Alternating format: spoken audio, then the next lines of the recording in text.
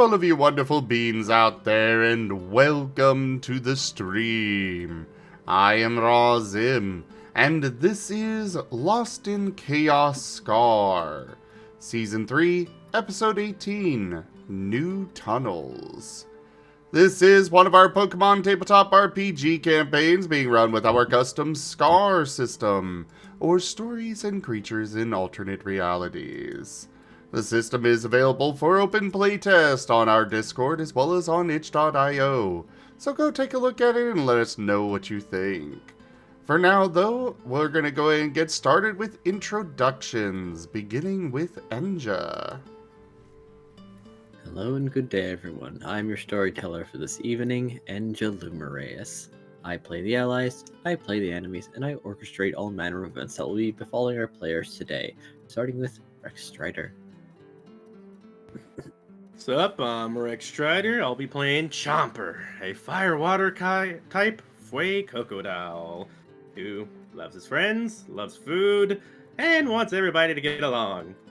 I will pass it off to Raharu.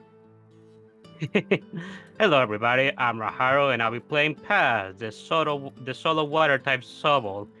And he is rather content with himself after several dungeon runs where things were quite easy for him. On to you, Gimund.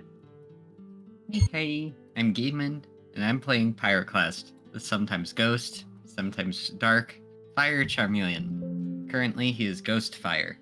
On to the Scruff.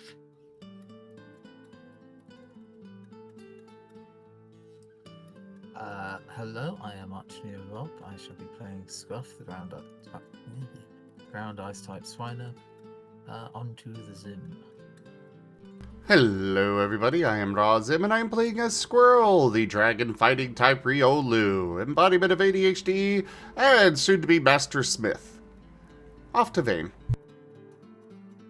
Hello, I am Taldiris, and I will be playing Vane, the dark flying type Murkrow. Alright, and for the recap, let's turn it over to Scruff.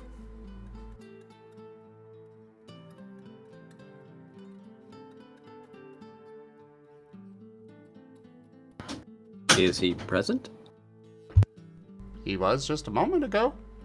He should be. Rob.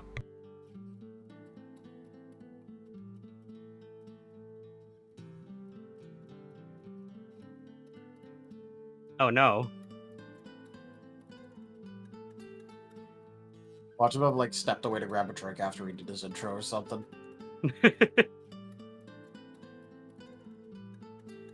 Or he is pretending not to be here to try and get out of recap.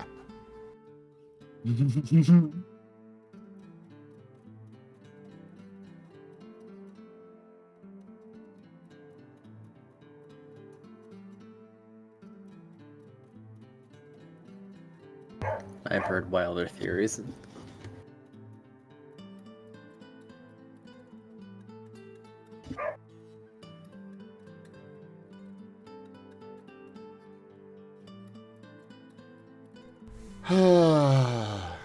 Fine.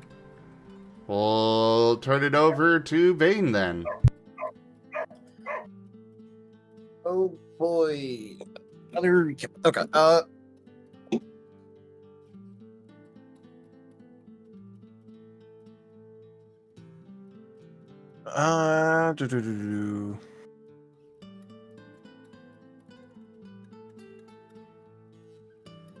Sorry, I am now trying to remember what actually happened.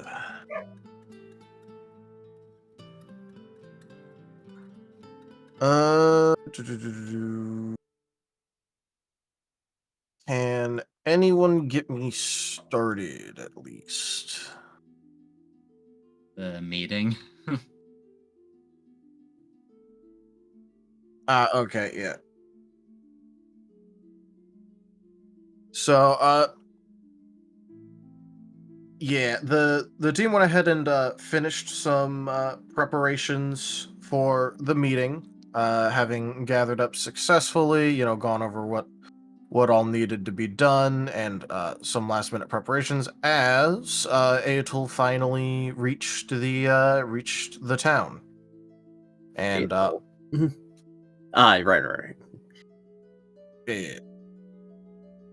with Scruff acting as an escort. To that end, Vane then Generous bestowal. So soon. Gimund underscore tipped $10. Traditional recap jumped stats. Suppose you are correct, I suppose. Thank you for the tip, Gimund. That is the first tier of the tip goal completed.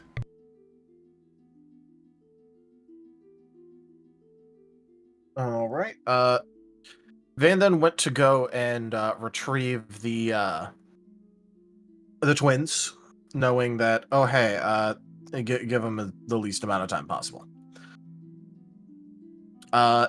To that, he ended up finding them with some help from Artanis. There was a lot of people around, more than usual, because of the whole a bunch of people showing up with the Guildmaster and Culty. Who, speaking of, the new Guildmaster Zero and Culty, were at the meeting unexpectedly and without technically speaking announcing that they were going to actually be at the meeting.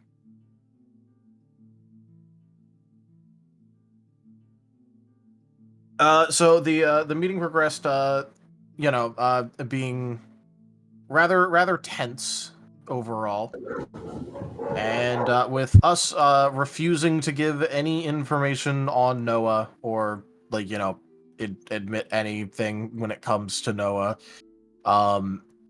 Aetul really trying to get some information, only to get stopped from some more direct methods of examining everyone by the Guildmaster. Chomper listened to the twins' song and found out it was rather risque and inviting. And well, overall, it sort of just ended with both sides kind of mostly going their own way.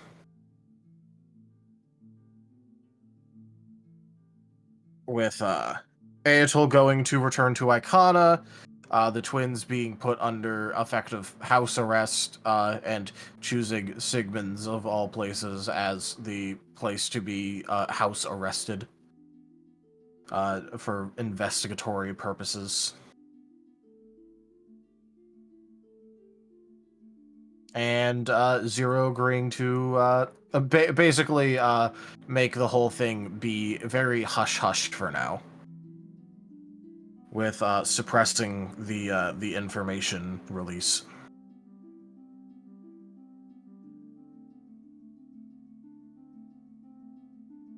After that, a couple of interesting things happened, such as we saw Toronto again, who changed around his form a bit and offered a hug to Kaza, which was accepted immediately. Culty also got Culty napped immediately upon being seen by the Toronto.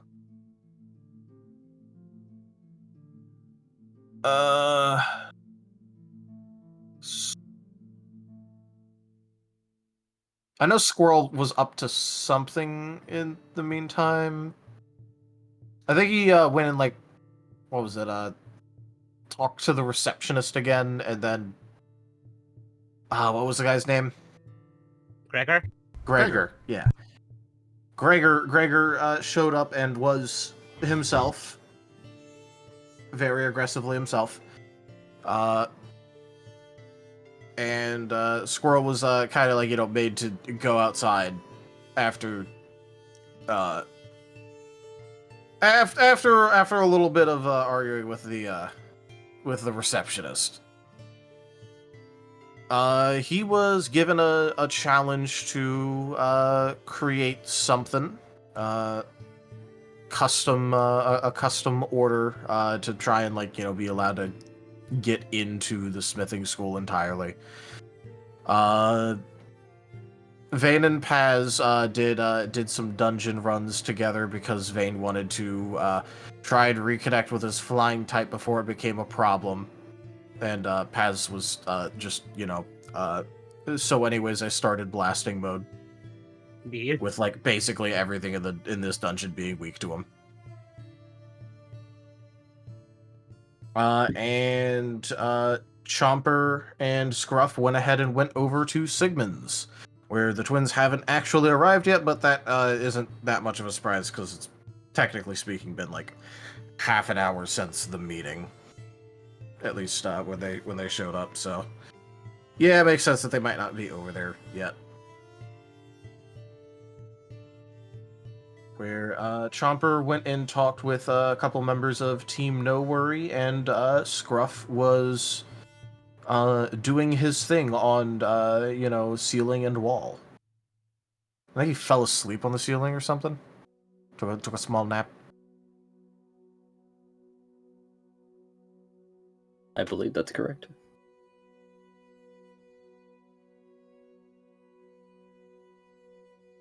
And I think that was it.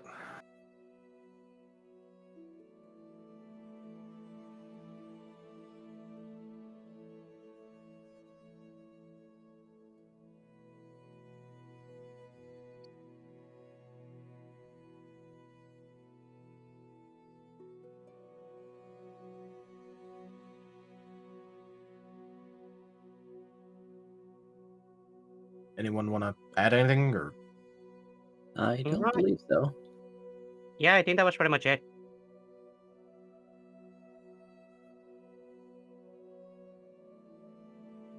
Yeah, seems good to me.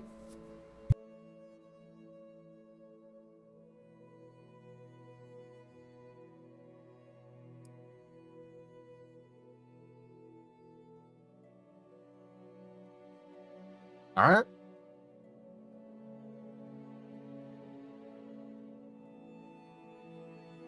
Well, off to you, Enja. Alrighty then, with that being the case. Where do I start?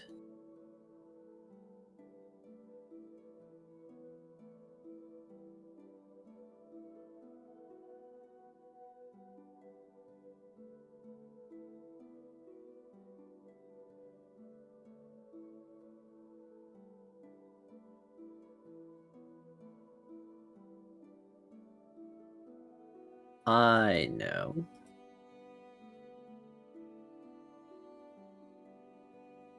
I will start with Chomper and Scruff, I believe it was, that were at Sigmund's place for an extended period of time.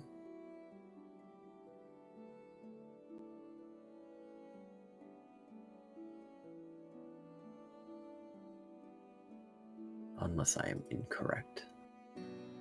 You are correct. Chomper just got done talking with a certain kid about friendship and befriending them, as they were thinking they could not be friends with Chomper because Elva and the Squirrel were beefing, to keep it short. But They were having a row. they having a row. So, yeah. And I believe Scruff was trying to get training from Sigmund. Or see Sigmund, at least.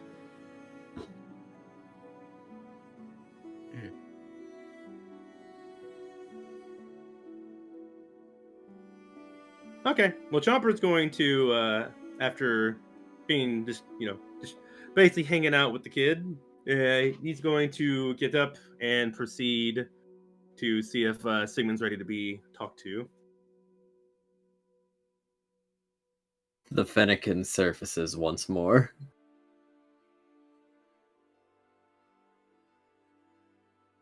Ah, hey Sigmund.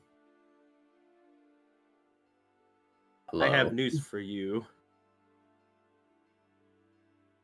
It seems I'm the one that is going to tell you about the new people that are going to be living with you. Uh, it seems. Well, I came here early. Small eyebrow twitch. You see, there was this meeting, and well, and Jumper proceeds to explain to him everything that happened in the court proceedings, for him his perspective. And yeah, I tried to get a read on them, and they're very much dangerous, but also very friendly in a touchy sense. All I can say is I just wanted to make sure you knew about it, and also maybe ask you for some help in this new town, because I have two things I really want to do. But I want to make sure you're safe first, as well as Elva, because they do seem kind of dangy. But if anybody can handle them, I think it's you. Well, you are not incorrect. I think I know what they're about. Yeah? Theoretically. Well, feel free to tell me, because I had all sorts of reads on them, but they were in two different spots. One was very, very friendly and enjoying what they do, and then the other is a promise of intense things. This is the dankest dungeon. You are not incorrect in your assumptions. 59 tipped $5.74. Thank you for that tip, Ren. That is the second tier of the tip goal completed. Impressive. Impressive.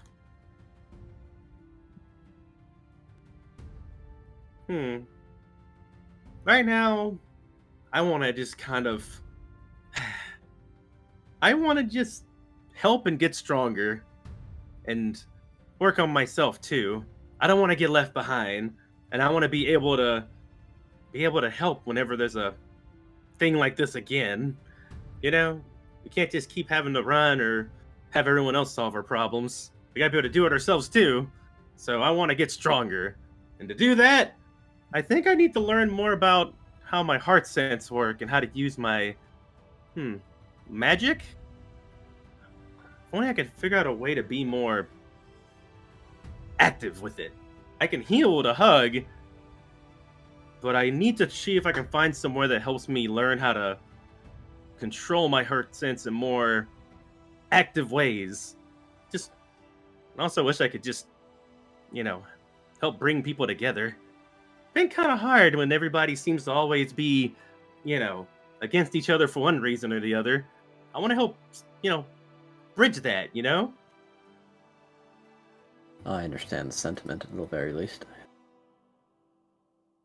So, that being said, do you know a place here that I can learn how to get better at that? Maybe learn how to meditate more, or do they have magic places here, or is it all mining and learning how to blacksmith better? Champer, magic isn't exactly a widely studied subject in this world. You're not going to find a magic teacher easily. The readily available one is the one you're talking to at the moment. Oh, I was hoping maybe Elva could tell me about some places in this new place. Have you been here before already? No. You speak like you do. No, I don't. This is my first time in Domaboy. I can only make guesses of things from the way they're constructed, Chumper. Oh, careful, Elva. I know all about making guesses and hard reads. You don't want to do that too much. You're got a 50-50 chance of getting, overheaded and completely bopped and losing half your life bar. What you want to do is, I don't know, you can try and make that risk. Or what I like to do is try to at least do some, before game practice. Which, that's what I'm doing right now. There is a difference between just guessing something and an educated guess, Chumper. But thank you for the sentiment. Oh yeah. What I'm saying is, you don't know if there's anything here in this place yet until we actually ask and find out. So, Sigmund, what is in this place that we're at? Do they have anything like that I'm looking for? Unfortunately, they are pretty correct in one thing in particular. Magic is a very, as of this moment, unknown thing. So I have to learn it myself. Well, isn't magic used by basically concentrating better, or maybe working on the things that you're good at, whether it's your certain skill or item?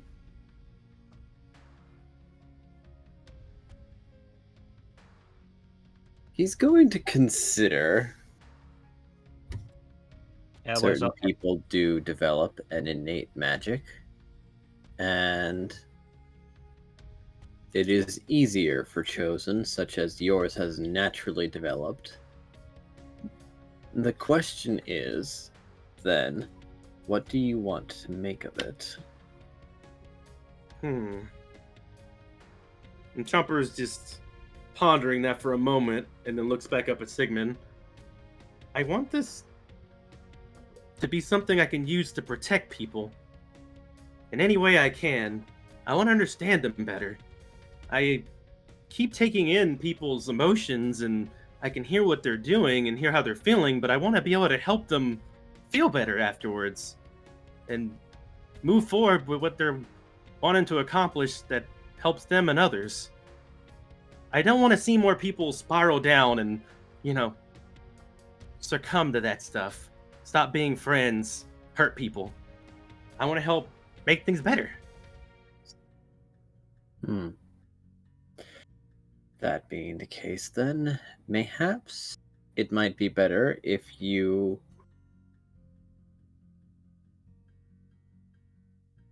try and weaken your magic, as curious as that might sound. I think you're too ingrained into it, as of this moment. Really? So you think I should weaken my magic? Make it just not as strong? Are you talking about my headphones? No. Let me explain. You get very into the details of someone, but if you want to find out how someone is doing right now instead of who they are fundamentally as a person, you should try looking more surface level. Ergo, how are they right now? What are they feeling right now? And things of that nature. Basically, just actually try and meet people. If you're reluctant on this magic of yours, you're just reading what people are inside, but you're not actually connecting with them or getting to actually know them.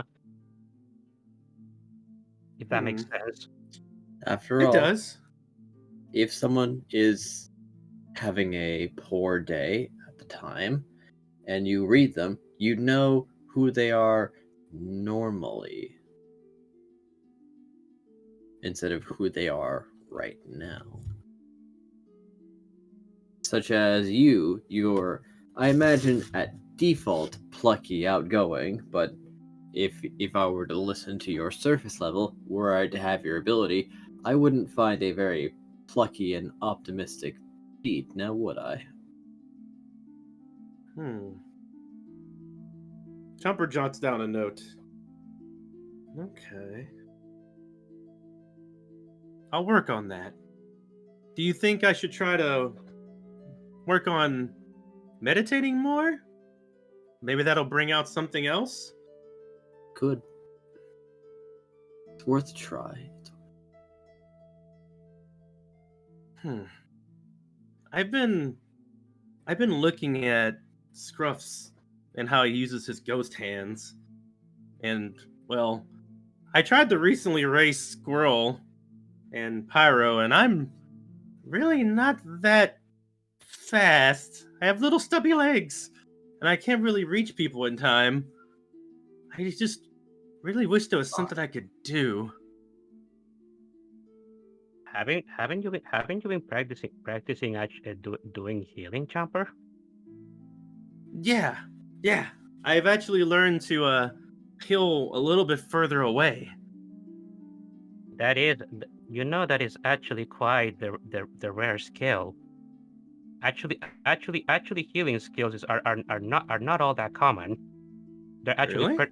They're actually pretty difficult to learn. Huh. I thought my hugging was just something I kind of just was overdoing a bit and needed to get stronger with other stuff. Well, good to know that's good so far.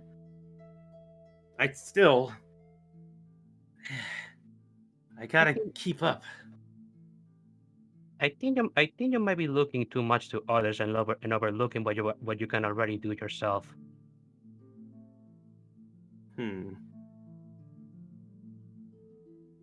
Chomper's solid at that for a little bit. I do understand that want to be better when you see others doing stuff better than you, but at the same time, sometimes you just have to look at yourself and just ask, what is it that I'm good at? And at the moment it seems that you're actually quite getting the hang of doing that healing. I'd say keep going with that. It will take you places. At least in my opinion. If you say so, I still think I got a lot to go until I'm able to do enough to be able to help in time. But I'll think about that. Chomper seems to have a hard time accepting what you're saying. That he's already good enough. Well, okay. I think I'm actually good then. For now, I needed to tell you that, and I wanted to see something I could do. Do you know of any places in here that I could probably go to that would help me get what I'm trying to get there, Sigmund? I don't know of a place exactly, but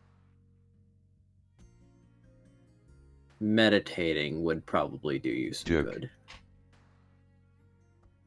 I've been trying to. I'm not the best at meditating. I only seem to really be able to do it when something's very, critical happening. But if I have to do it, just, you tell me to do it. Yeah. I don't particularly know of anybody else outside of in Dumaboy who could teach you meditating, but I mean, at the moment I'm kind of learning to do it myself. Perhaps I could try and guide you. At the very least, I know how to relax, but relaxing and meditating are two different things. I think Shia might have been someone I could ask about it. They seem like someone. They were very calming to talk to, and I believe I've heard they've meditated before. Shia might know. She's been in this world for 45 years plus. It might be a skill she may have attained. Not a bad idea to ask her. If nothing else, I'd be happy to give you some pointers if there's any I can give. Okay, I kind of like being around her. She's doggo. Kind of reminds me of Nim. Gets me calm, very calm. Well, don't think dog is the correct term. I think the one you're looking for is fox. I've heard canine. Is that not canine? Elba is pondering. Canine. Don't know that word. It's a fairly. I know arcanine. Might be something from my past life then. Possible. Doggo, canine, they're the same thing, at least to me.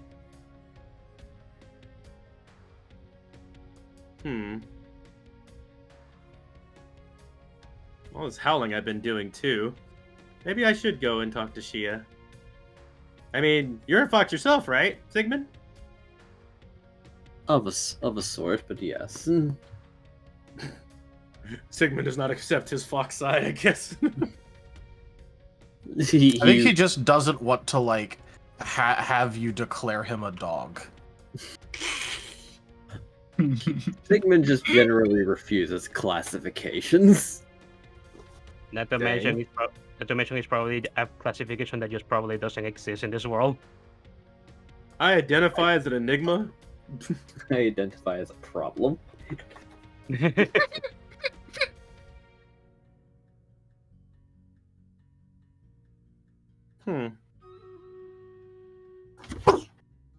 All right. Well, I think in that case, I'm gonna go look for Shia, and maybe see if she can do some meditating with me for a little bit. And I'll see where I don't go know. from there. Maybe you Good could try throwing her off her rhythm. Do something surprising. Good luck. See if she reacts the same way as other people do. Good luck. Ask her on a date. Maybe it'll be funny. Did Sigmund saying that? Yes. I don't know about all that. Don't She's worry, more there's no flower field for you to be thrown into. So theoretically, you're safe. Elba just blinks. Well, anyways, Scruff's looking for you. You should probably find him. I think he might be somewhere around the area in the house. Sure. He was on the ceiling the last time I checked. I don't think Elva actually saw him on the ceiling. Ah. Well, yeah, Elva. Scruff was off and around when Chomper found Elva, and Scruff did not reply when Chomper called out to him. Oh, you're right. Chomper homed in on where Sigmund was, and then he passed out. You're right. I do remember Elba called out Scruff, telling him that Sigmund will come out eventually. So just wait and don't bother him.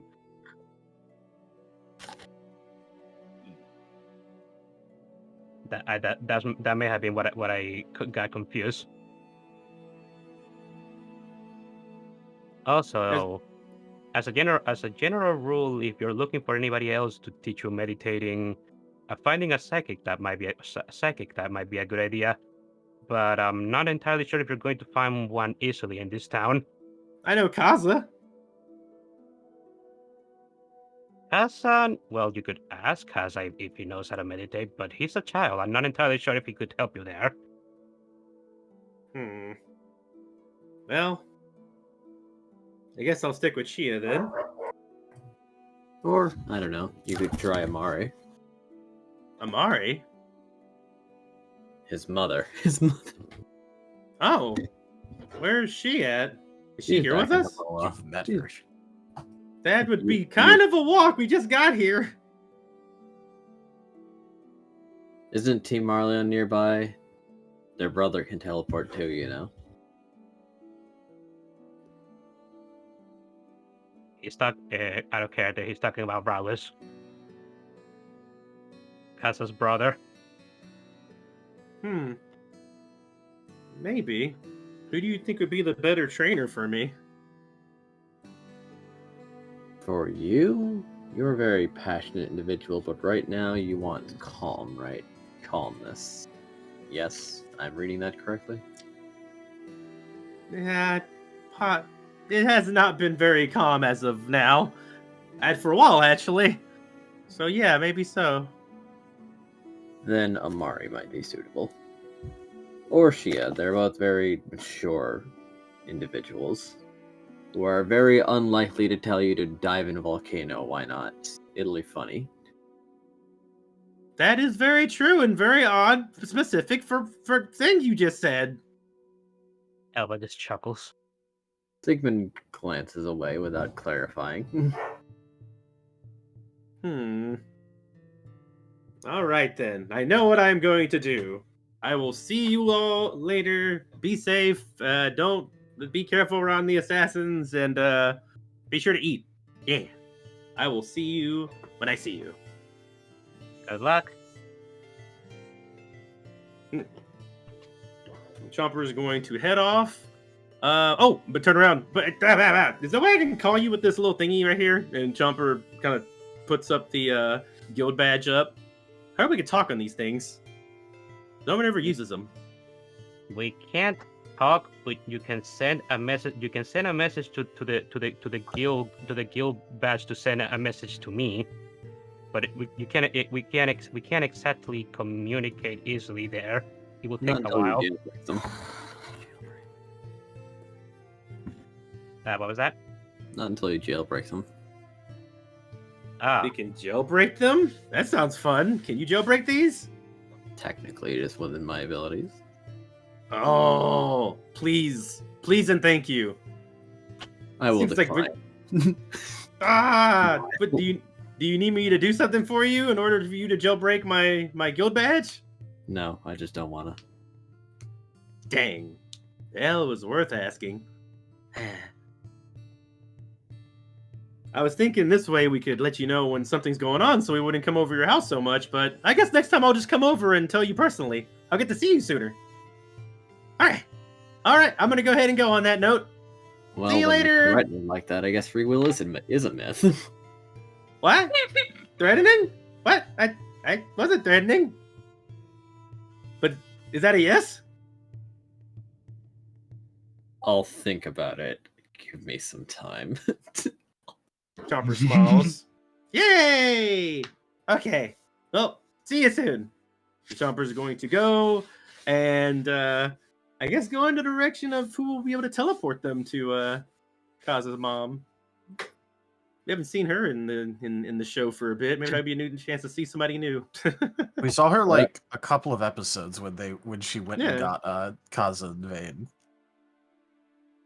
But Chomper didn't saw her in person though.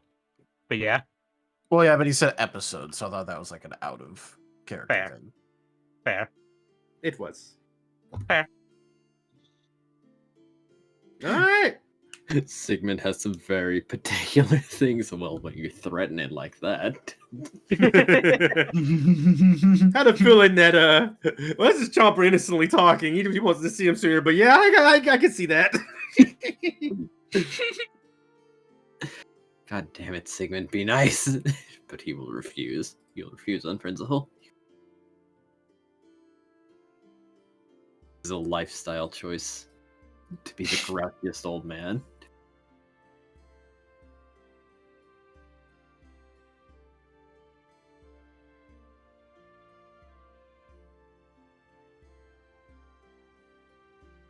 All right, with that, Chomper's out of the scene, I think. Yes. So, does Scruff accompany him or allow him to walk? Scruff will allow him to. I believe Scruff is still asleep. Scruff has not been located yet. He's still asleep on the ceiling. Fair enough. That is a later Sigmund problem. I've decided to be a problem later.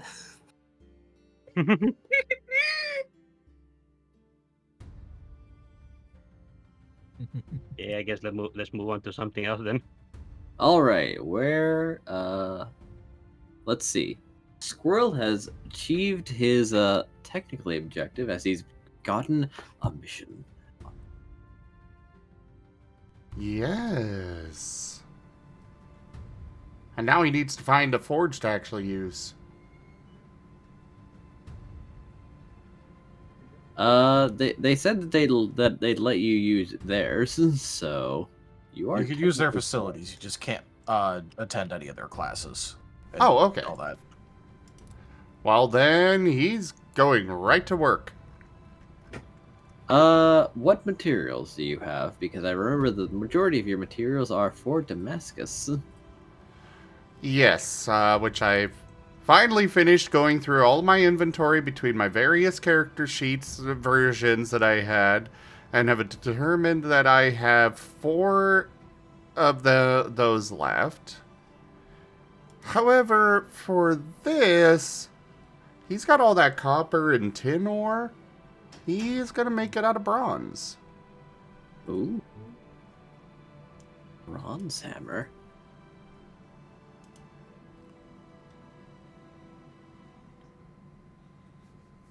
Uh, 5 pieces of ore make an ingot.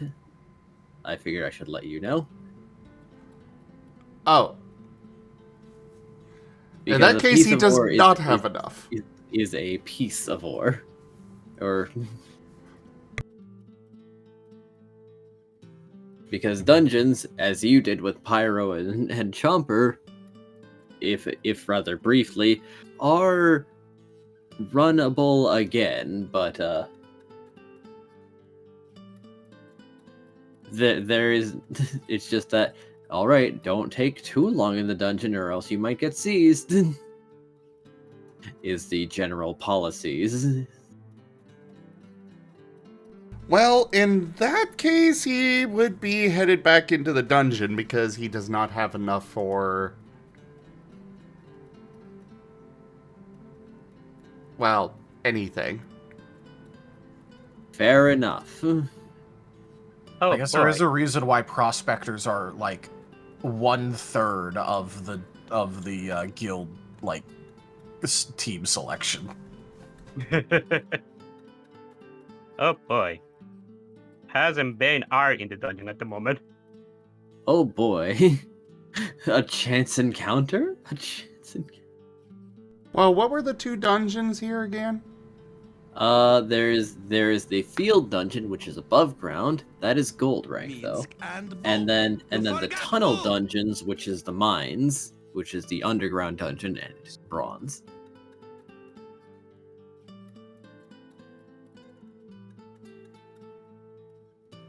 Well, apparently my difficulty has been decreased.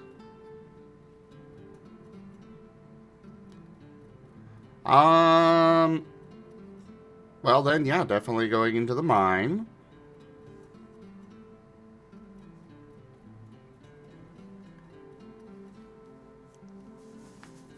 He doesn't know that they're in there.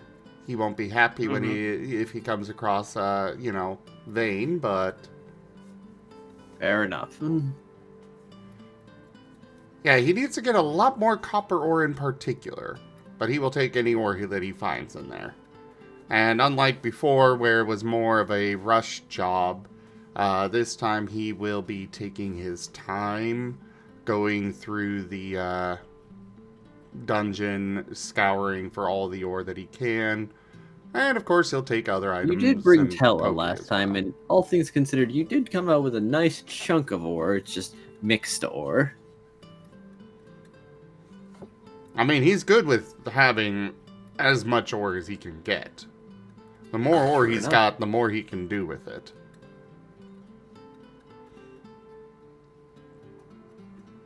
True. But it's just, in particular, he needs a lot more copper right now. But yeah, he'll go find Tella and ask if they can assist, and yeah. Sure. I don't know if he'd bother Oh, anybody okay. else because, well, it's, you know, he can handle himself in there.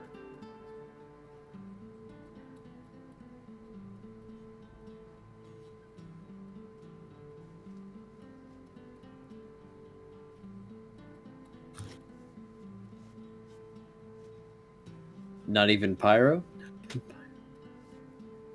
I mean, if he wanders across Pyro, he'll invite him. He's not against others going with him. It's more, he doesn't necessarily want to bother others. Understandable.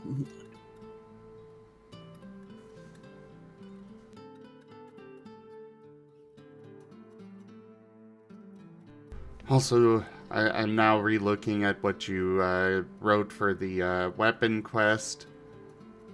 We really need to finish the weapon rules.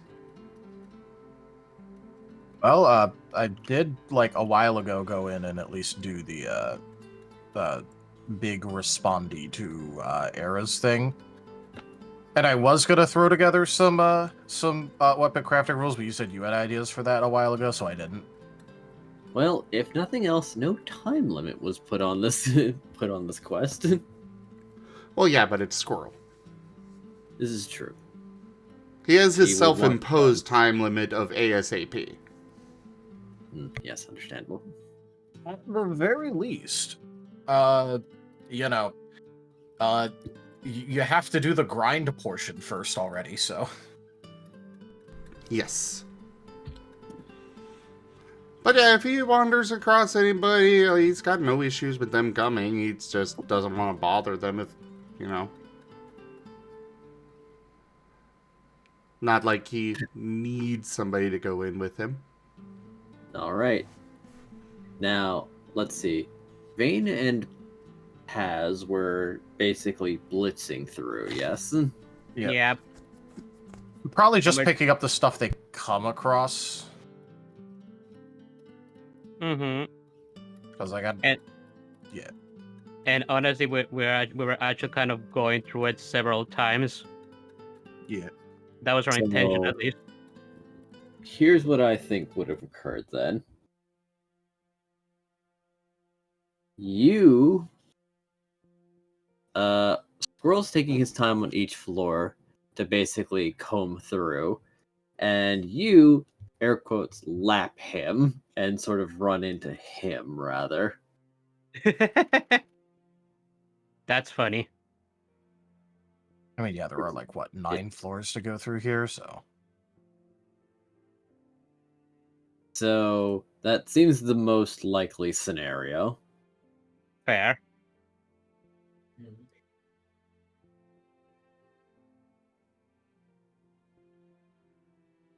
Well, you'd probably come across him digging at a wall. I'm assuming Tella's with him. Yeah, she came Okay. to like point out things and like if a piece of ore has been not too far into the wall, but the thing about the dungeon walls is that they're tough and you really need a pick or just or to just give up. Dungeon walls be tough like that. Well, it's a good thing he's got a steel, basically pickaxe. Yes. Yes, it is very good that he has that. It's...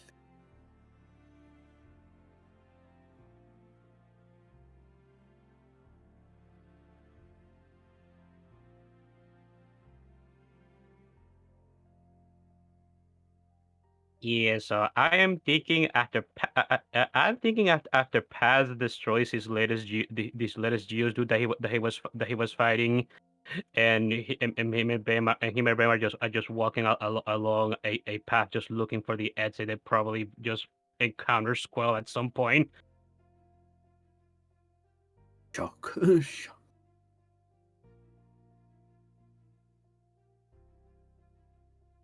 Oh, hey there, Squirrel. Huh? What? Oh, hi, Pet. And then he sees Vane. And goes silent.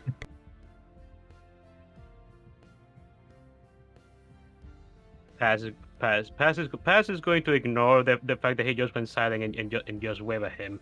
What are you doing in here? Collecting ore? Oh, for what?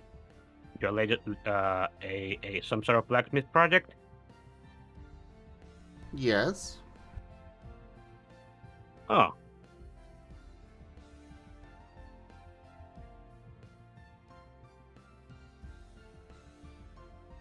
Well, that's cool. And is Tella just escorting you here? Hey, yeah, I'm here. What is up? They're here to help me find ore in the wall. I need to learn that ability for myself, but Well, Tremor said it's kind of hard to pass on, little guy. I will learn it. Digi, on an aside, I know that you could get it out of the walls. Does it also occasionally drop from enemies? It does. Ores? It does do that too. It does. All right. Is there a section on the item sheet? Air quotes, if it can drop in the dungeon or if it can be found on the floor, usually an enemy can also drop it, but they don't have like strict drop tables. Yeah, I figured. I just more wanted to. I didn't know if it was collection only or if it'll also drop from enemies.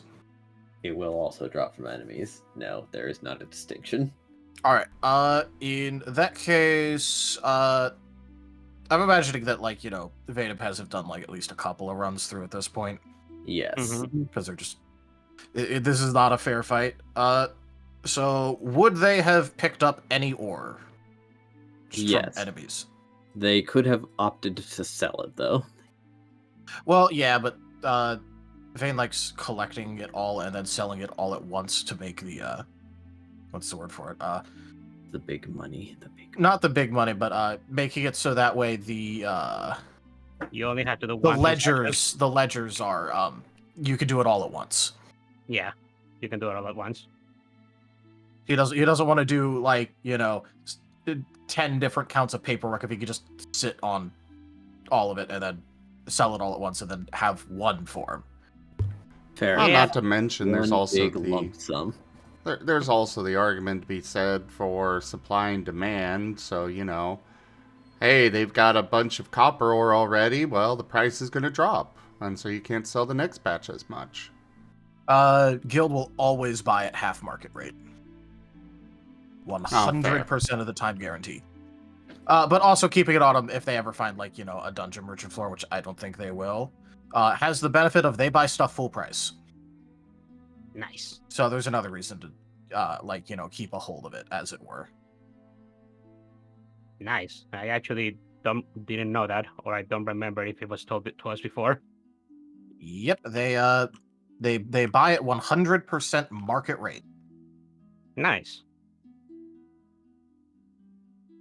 So that's always great. Merchant Mhm. perk.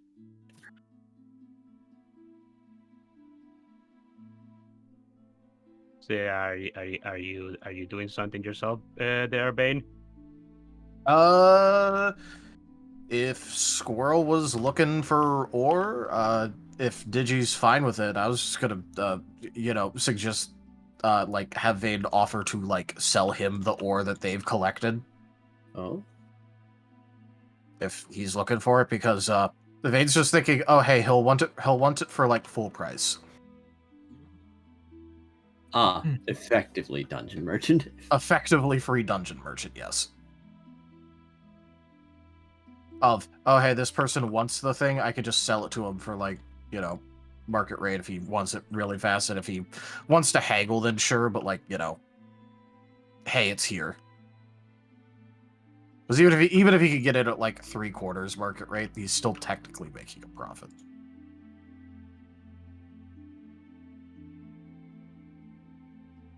Squirrel would decline.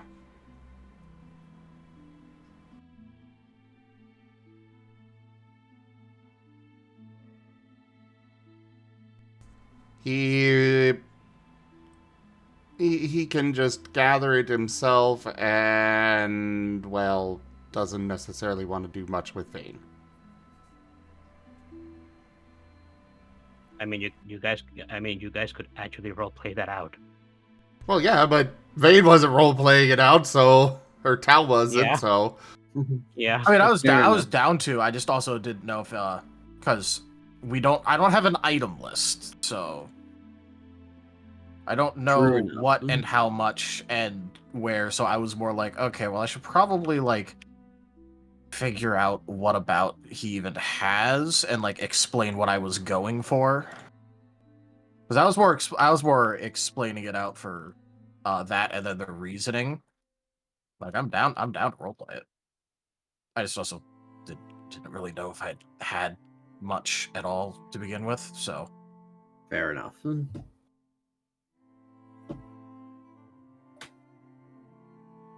Yeah, but I mean, it is a fact that we probably do have some ore just stashed away, but for our however many runs we have done thus far. So yeah. Yeah. Yeah, no, I was just more getting it cleared first. Like, I'm down to roleplay this. Yeah, that's fair. Well, all right.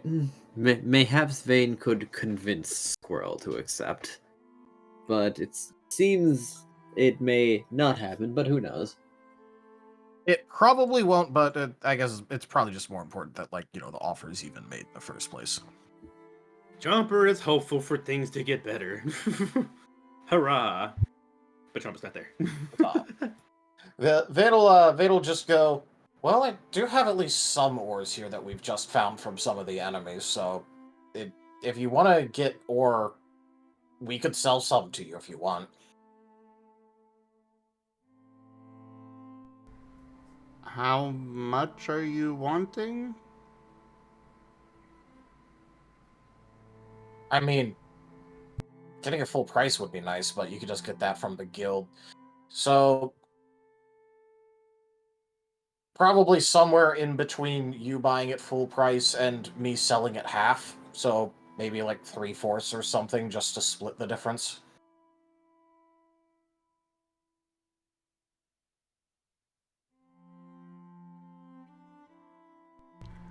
Well, I mean, out of character, how much would that be looking at there, Enja? Let me check. I will say the item list doesn't have the individualized ores priced out. Fortunately. Yeah, because I wouldn't check that immediately. That's what I was, like, half stalling for initially. I was like, wait, is this listed? Squirrel is Well- resistant to buying stuff as well because he's got to save for the type gems. Yeah. Which I forget Which how is much fair. those are. 8,000. Yeah, he's got a long ways to go.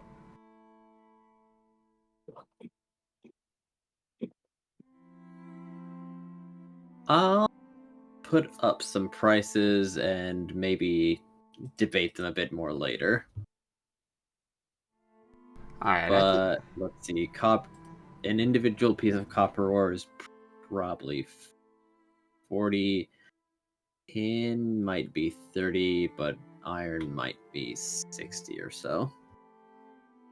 It is the more durable after all. I'm gonna go ahead and decline. I've been saving up for something else that I don't know when the merchant might show up for, so yeah. I can harvest this myself anyways. Wait, you don't know when the merchant is going to show up for? What merchant are you buying from? The Probably the dungeon merchants? Oh, fair. Well, if you're going to be in here for a while, I have a hold with the dungeon merchants. They're going to sell me something, so they're more likely to show up. And, I don't mind waiting at least a little bit. If, you also do the same thing if you happen to find one. I have got a order with them as well, so they're more likely to show up, but I'm very far away from affording what I want, so. Does that mean that if you're both here, both of those chances will add up? I'm not sure if it'll add up, but I was thinking, because we're going through this just, more for training purposes and picking up what we find. He's slowly going through it trying to find ore to mine. So, technically speaking, once a floor is cleared, the way that it works is after a small bit of time, it will, reset entirely, which would also generate a new chance for it to be done. So, technically speaking, if you have two different people that are both having an outstanding order with the merchants, it effectively doubles your chance of finding them than if two people that each had an order were there with it. Yeah, that's fair. So I was more seeing if it would be a thing where if he was ready to get his order, then he could stand outside for a couple minutes and wait for us to come by, or we could do the same. Just in order to, try and get orders faster. But if if he doesn't actually have the pokey ready for his order, then, well, not too much point in that, I guess. That's fair.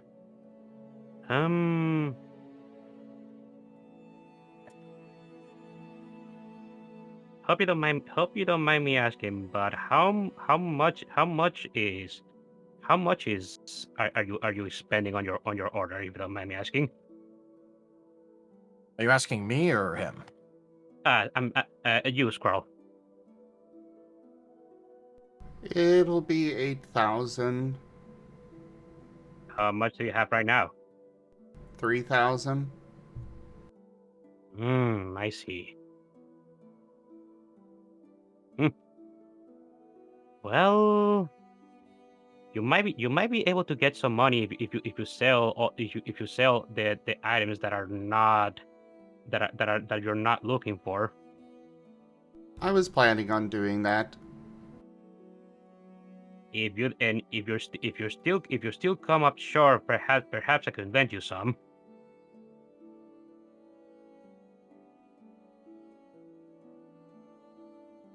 Tella. Might take you on that. What's up?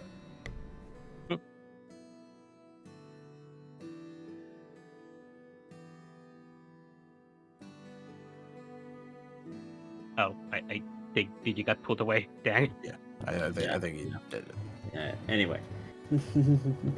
Tella seemed almost like unsure of the prospect as such as wondering like, oh no, this might affect his manly pride or something. Something or other. Nah, Squirrel's got no Uh, issues with borrowing. Paz gives him a thumbs up. Okay, sounds good.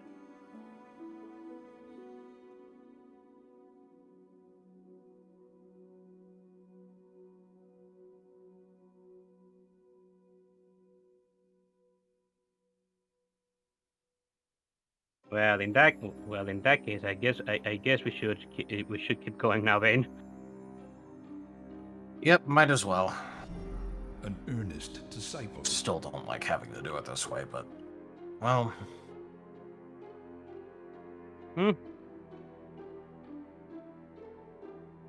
Training is training. Training is training. If we're ever in another forest like dungeon, it will be easier for you.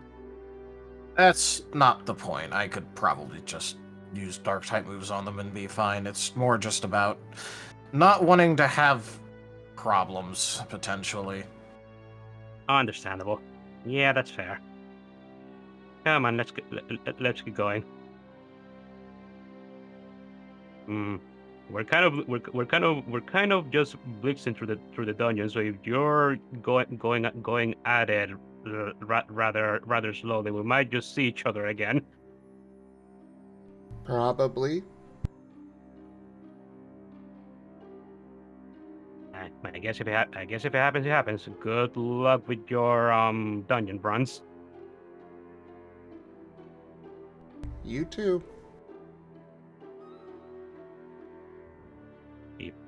Paz is going to go ahead and go towards another room, which since they're still in search for the stairs. Yep. And Veda's just gonna continue light grumbling about doing this for training, but Yeah. he's rather unenthused. Are you using flying type moves? Yes. Weird. Wait, why are you down here at all? This place is fucking with you, isn't it? He's just gonna glare at her slightly because he still remembers her closing the entrance behind him before. She is not remembering that herself. Paz is just rolling his eyes. No, we're not really having that much of an issue. That even against the wind type means the enemies are going quite fast, and and you can probably tell them that I personally having a great time. Oh, you? Yeah, I know, but it's like birds underground. Maybe the glare And is now making more sense now. And now she's starting to remember. Anyway, good luck. I gotta He's say, I leaving. enjoy how often people are using the Scar typings instead of the actual Pokemon typings. I heard that slip up there, Raharu. Oh, Yeah, you said wind typing. that's true. Yes, we will overtake the Pokemon establishment. No, we're not. Released in the community.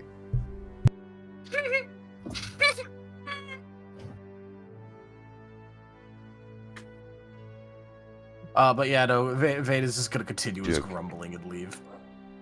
He is in a markedly worse mood than usual anyway, due to the whole flying type underground. But it could be worse, so he's mostly just grumbling. It's a good thing. Go ahead. Tella, would the other dungeon here be do you think it would have ore? It could drop ore, but it wouldn't be in the walls. Oh, So there'd be like less, but it is also an option. But then you meet like different enemies. There's Magnemites there. probably should just stick to this one. I mean, I can't go in that one by myself anyways, and... yeah, we'll just stick with this one, I guess. Fair enough.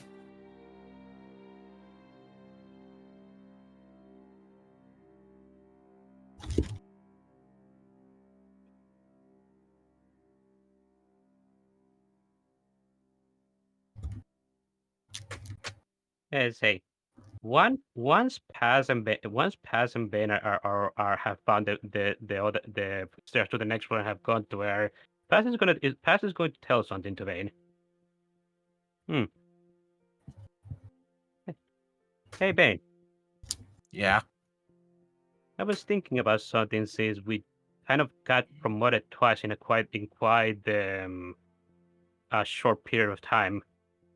I was thinking perhaps we could have some sort of celebration for that. Yeah, apparently that's a thing. It got mentioned that when I was over in the other timeline that when they got promoted they did that, so Ah, so it's customary. Even better then.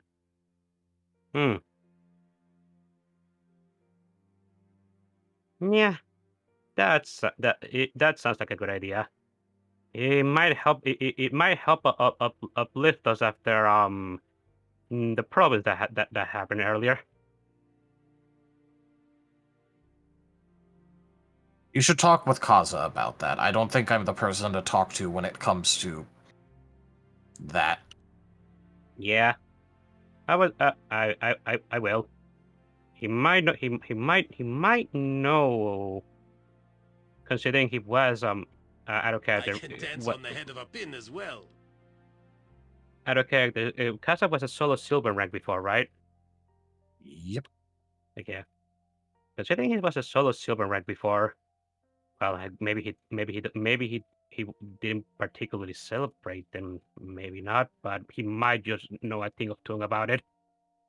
And I think he might just like the idea to begin with. Yeah. When Was when I mentioned it, at least he seemed interested. okay.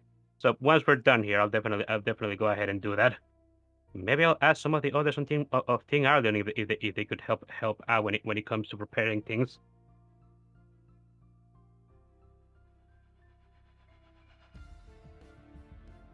I'll show up, just don't expect me to be any livelier.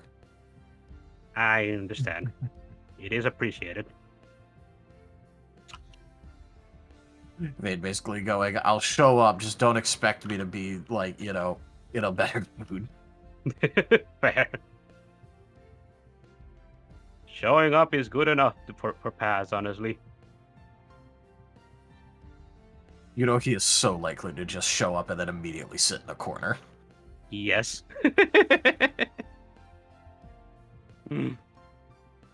Oh, Is that not how you enjoy parties? Oh, Paz is gonna continue with the dungeon, just blasting some Geodudes and whatever other dungeon Pokemons are in here. Fair enough. Do they go back in when they're done with that run? I mean, Vane wasn't planning on stopping, but I don't know if Paz wants to go do the thing. If he does, he could just go do that. Vane's just gonna keep working at it, though. Nah, Paz is gonna continue. Is gonna continue going in with Bane until Bane himself it doesn't want to going anymore. Then there will be plenty of chance encounters. That's probably whatever Squirrel's or whatever floor Squirrel's working on is probably like most way done. This dungeon doesn't have a boss, right? It does not. Good to know. I think the field one will, but this one does not, yeah. Makes sense. I don't know if the field one does or not.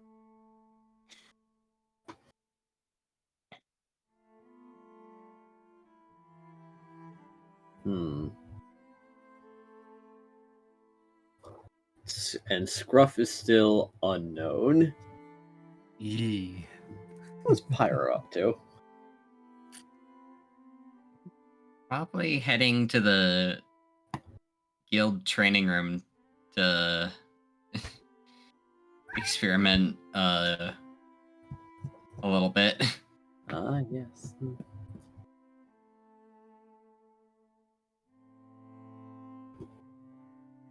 Fair enough. What was he experimenting with? Dragon? Mainly his sight in this case. Oh.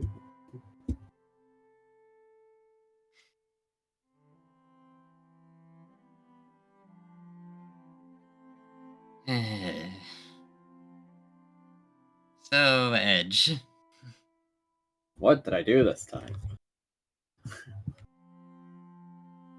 Well, first of all, why are you assuming you did something?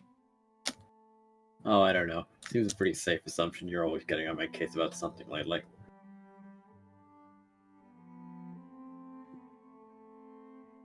Huh.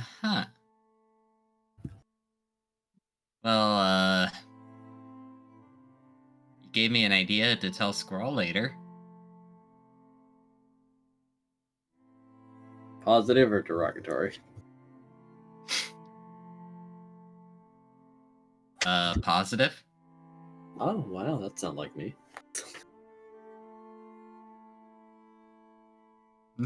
Pyro is just like silent for a sec.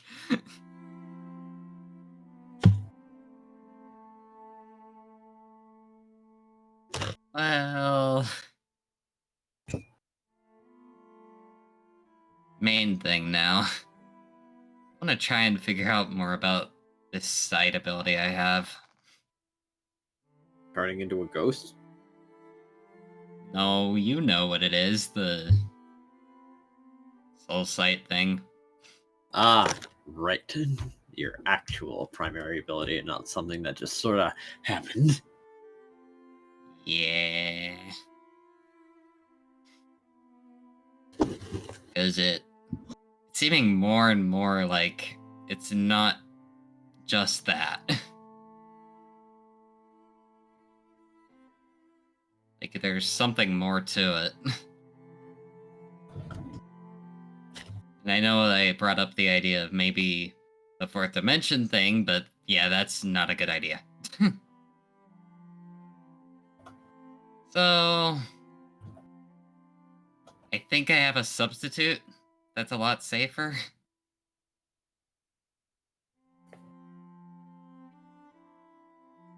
Oh, yeah? But Gonna have to confirm it. Yeah. I mean, who knows? Maybe that dummy has a soul, and that's... Then he's going to consider recent events. No, I'd rather not come upon another horrible conspiracy. Pyrus can look over to the dummy.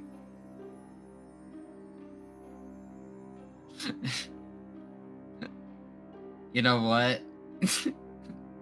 Can Pyro just for fun use his soul sight on the dummy? Yes, he can.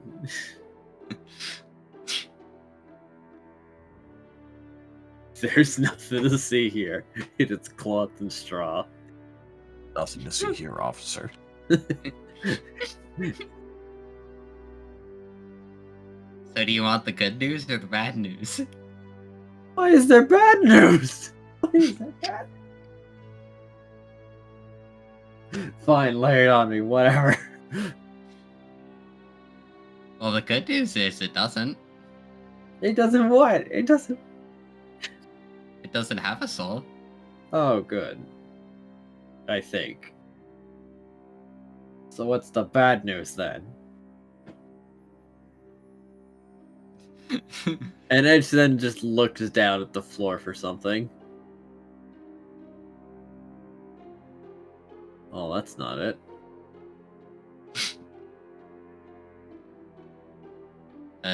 Well, I'm out of ideas.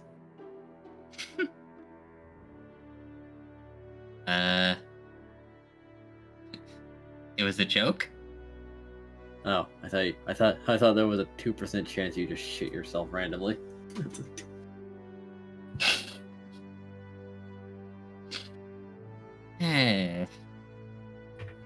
So, my plan is to maybe see if thinking about a concept sees into it a little bit.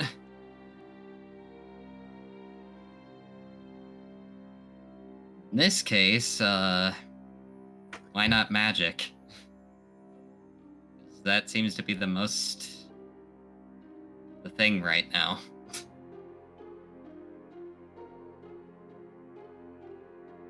I have an idea.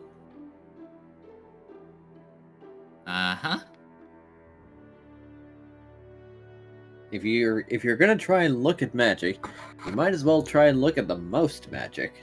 You know, to like a beacon in a light, like a lighthouse's beacon or something. You know...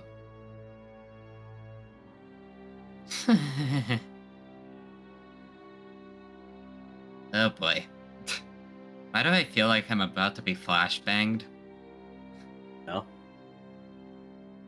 So, where's Chomper? Let's look at Tree. Oh no. That's the most magical thing I know. Oh no. Why are you the king of bad ideas, Edge?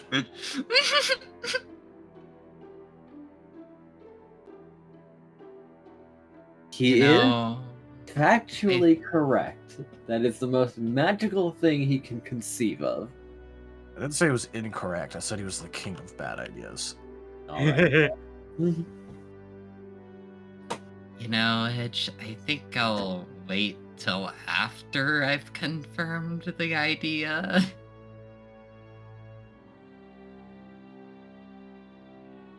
Okay. Besides,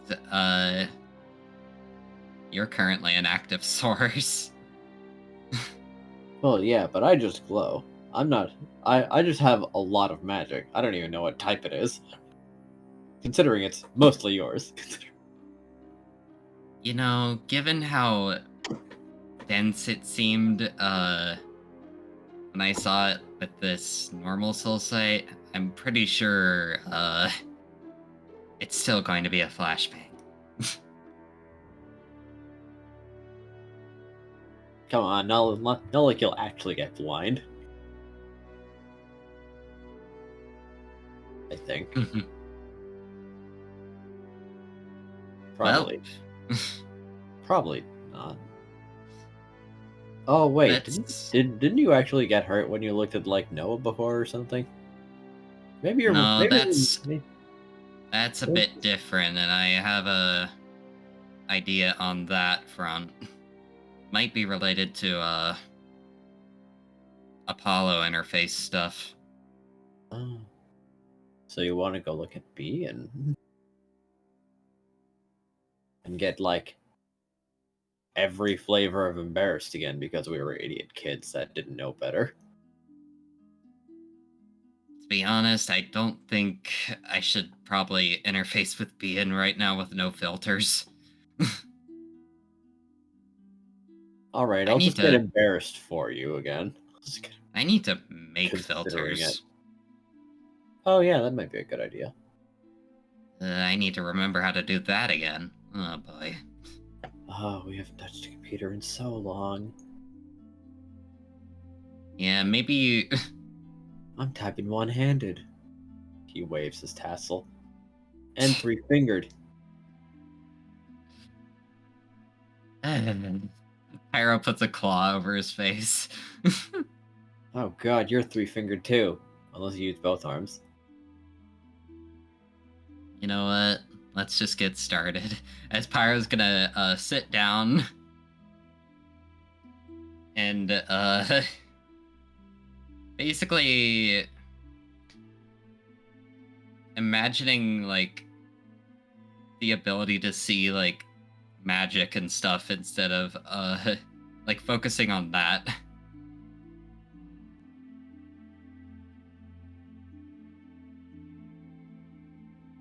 How do I learn to see magic? This is the equivalent of like the plan is to stare into the fucking sun. Yeah, kind of. I wanna see light better. Let me stare at the sun. Okay. I'm gonna need a roll.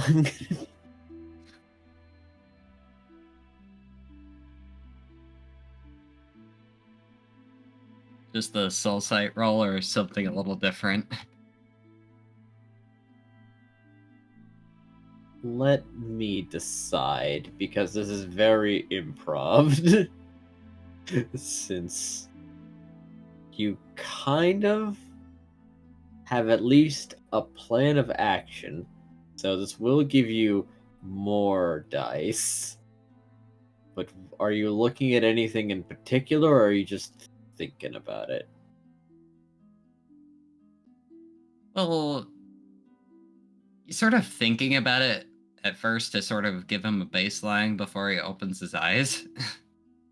Okay. So this will be soul, logic,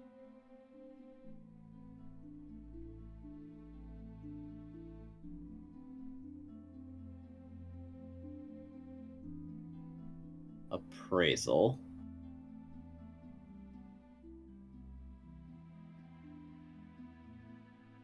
Oh boy, none in appraisal. Oh, good.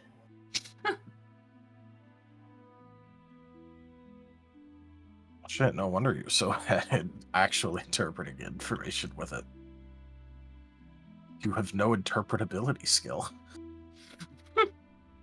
Well, he's about to learn. He's about to get a crash course.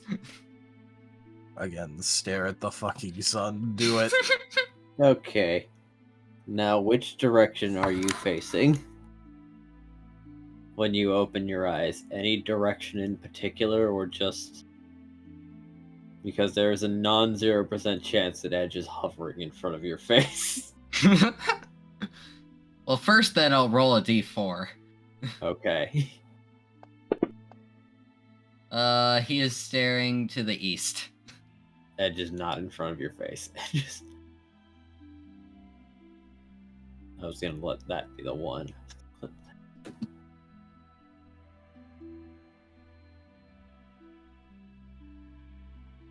Now, did you think, or did you set up any filters or do anything with your implants? no for this first attempt. But I guess he's sort of testing a little bit, so I see. And you just open your eyes. maybe like a slow open, like a peek.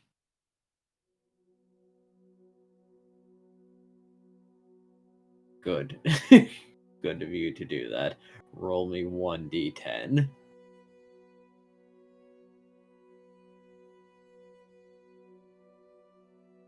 Uh, 1d10 before the roll.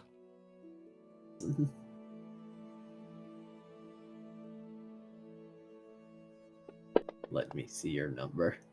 I see.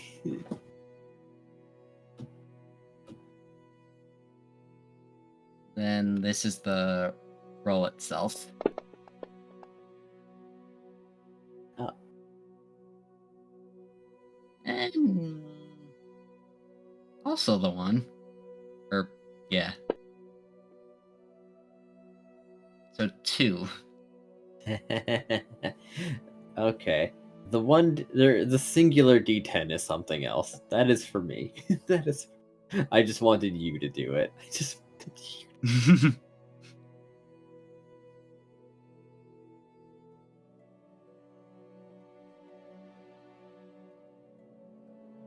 So, here's what happens. Upon opening yon eyes, you have no idea where you are, as nothing looks familiar any longer, as you are sitting, whatever you're sitting on is still solid and flat, but,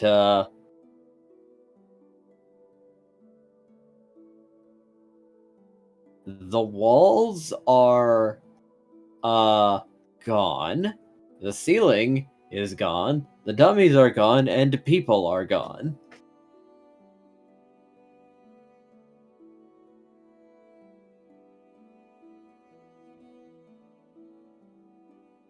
Well, And there seems to be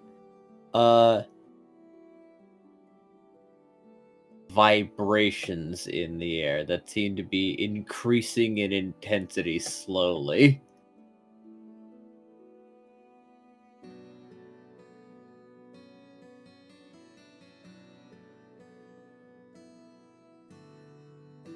well, this is weird.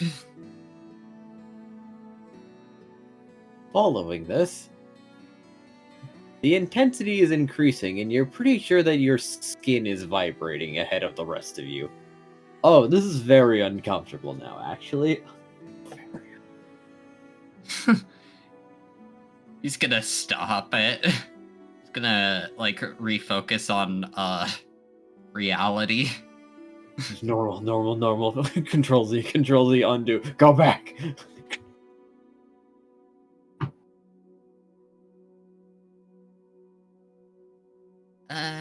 Edge, you still there? Upon returning to reality, you are aware that something is gripping your face.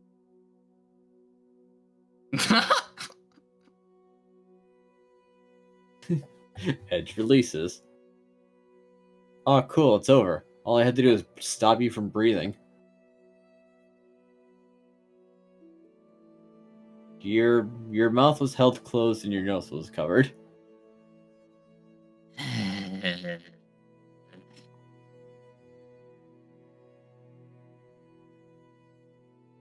Edge? Oh, how is your insanity? My... Oh, boy.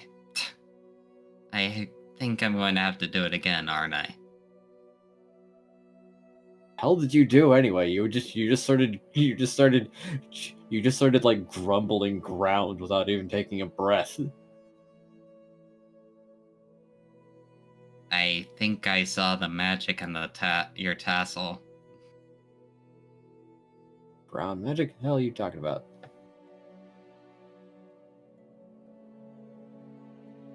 Wait. Rumbled to the ground? You just kept grumbling ground. You didn't breathe, so I had to stop your oxygen from escaping. Okay. You know, before you asphyxiated yourself above ground with no blockage. Note to self. Learn to create filters then. Because it seems I didn't even know I was doing that. Yeah, and have something to run an automated breathing program, why don't you? You know, so you do that. Before you do that again. Circular breathing or whatnot. I don't know, some monks do that stuff, right? Well, I confirmed, I guess it's possible, just really weird. Weirder than the soul sight in some ways. Oh yeah, isn't there like so much magic around us, but people just don't know it?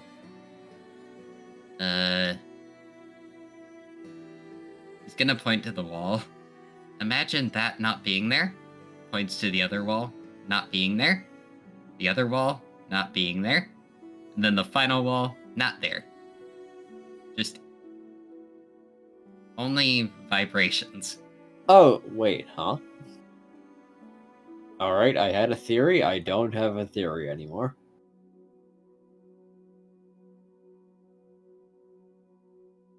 I'm guessing... I don't know much about this magic stuff, but...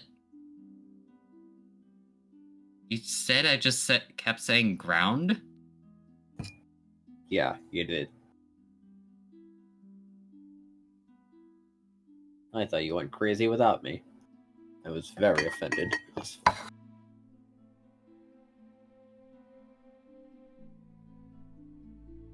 Huh.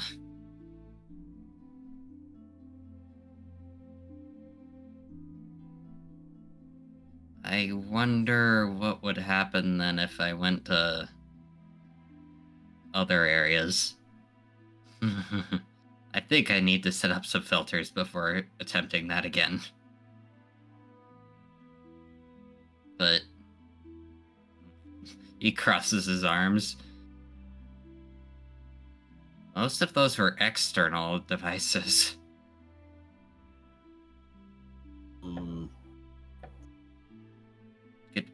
But it seems to be more mental based.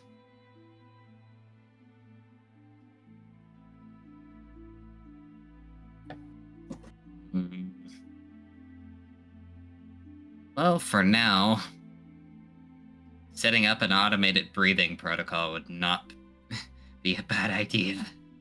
Yeah, then all I'd have to do is, like, keep you from, like, cultists chanting and hopefully your nose breathes in for you. Well, maybe I can fix that so it just appears in, like, AR instead of me just saying it over and over. Maybe. That could work. Probably. Would work better. Because, you know, cult or AR models don't asphyxiate. Yeah, and then I could just probably create a program that creates a window in the on the side.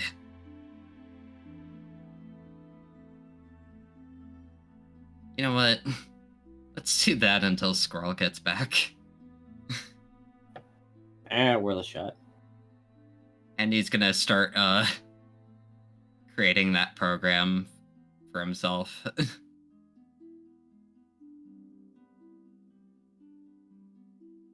Oh boy. Do you want a technology roll? Sure. You can add some from Edge too, if he has it. Oh, he definitely does.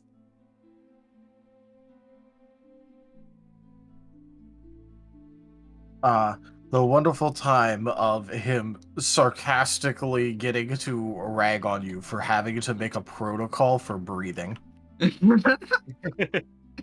What's next? You gonna make one for blinking, moving each finger?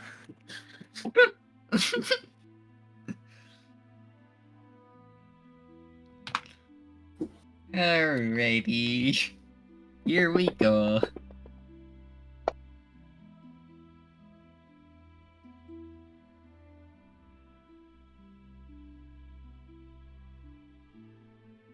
Two, 4, 5.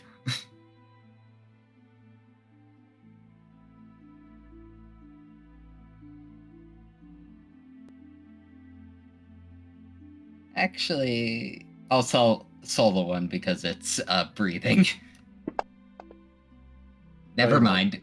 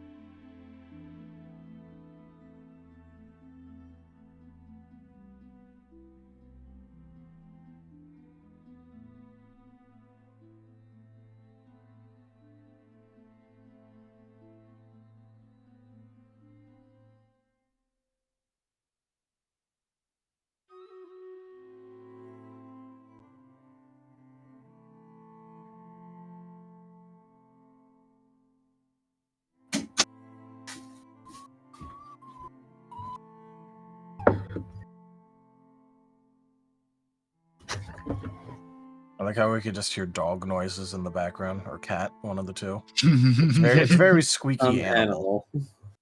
Yeah, it's either a small dog or a cat, and either way, it's still just like, squeaking in background. Yes. So. Oh, 4. 5, but The one was from a soul. Ah. Shame. Very well. 5 it is then. That is enough to make between the pair of you an automated breathing program of expand lungs, contract lungs, like at least once every 10 seconds. A full cycle. Watch him forget to turn this off when he goes into water the next time, and he just, force breathes in. Immediately drown. Immediately drowned. Yeah.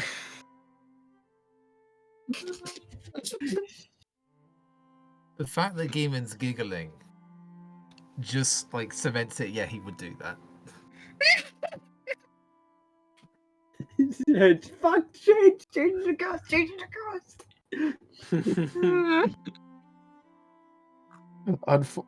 Unfortunately, the code is apparently being made by engineers. Ooh. yeah, I'm gonna be learning the hard way. Well, Pyro didn't like water anyway.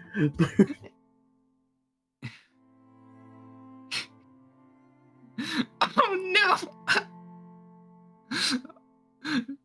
Auto self waterboarding. Auto what? Vari said auto self waterboarding. Damn it. Oh, showers are gonna be interesting. I think that might be when he finds out, when he first takes a bath or something. Yeah. That might be when lesson is learned. Yeah, no, that's an advanced move, Furry.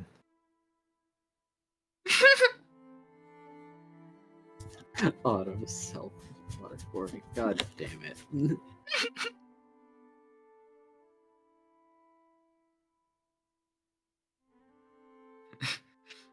And then, if Squirrel is still not back yet, he's gonna start setting up a program that just doesn't that basically prevents the repeating of the same word over and over on that ground thing. The anti-schizophrenia program. And just no, the set it anti-Tourette's program. The set Our it to modest a fellowship expands. Praise the sub. Thank you very much for that gift sub. Enjoy, Frostusky.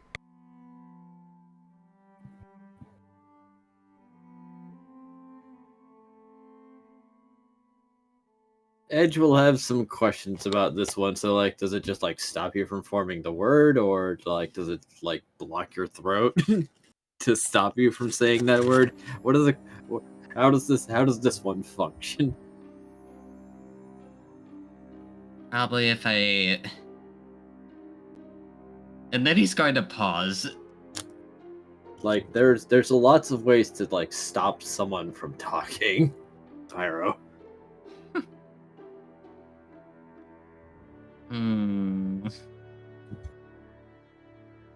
Like, you could maybe just disable voice box, but then you'd still probably like, I don't know, if it's like a full trance, you'd probably like still like keep making the motions and exhaling.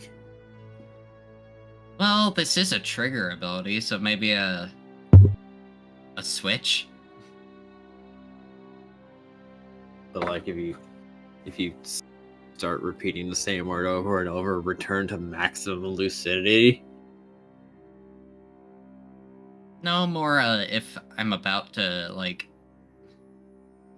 see magic or like plan to do it, I can just switch on this program and then set it into AR. Like a small box that just and then we watch ARU go crazy. No, I would set it to just it being the one word in the corner, so it doesn't fill up the entire vision. Okay. So you're hopefully shunting your weird cultish trance into an AR model. Yep. Alright, fine enough. Since I don't know how it works, I'll just believe that it will work. And then he's gonna start doing that. I have no reason to believe this will go wrong at all. At least in a non-funny way. Edge is not is not mentioning that they could have a very lovely cult duet. Oh my gosh. All he has to do is, well, he doesn't know what, but this will probably not go wrong or too wrong.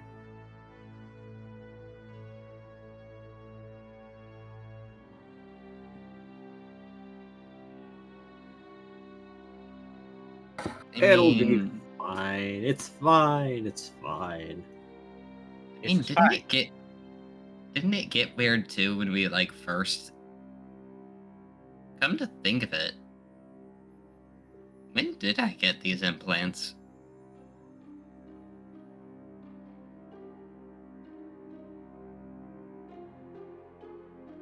I don't remember.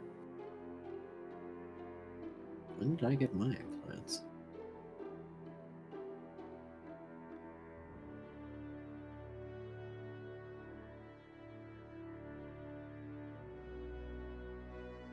Mm-hmm. Great. more parasite stuff for me, probably.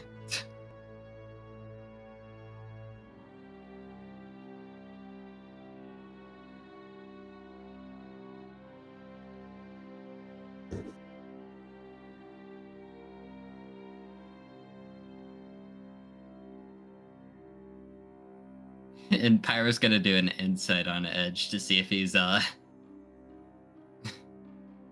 joking around or not. Of all things he doesn't remember when people usually get their implants.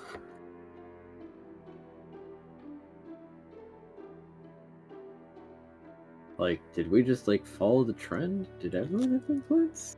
I think everyone had implants. Is that just a cultural thing?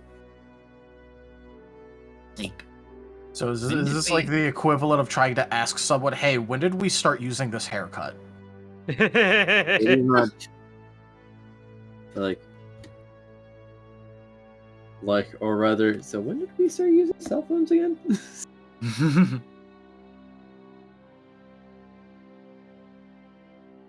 When did that take off? When did just everyone have one? When was it just assumed that everyone had these? I mean, I know when Yeah. I started using cell phones. That was high school. Yes, but there was a point where they just became like, these exist, and then later everyone has one, and there was a point where that point was just reached.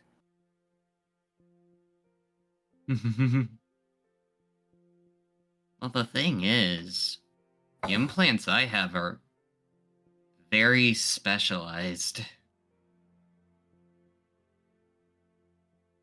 Hmm.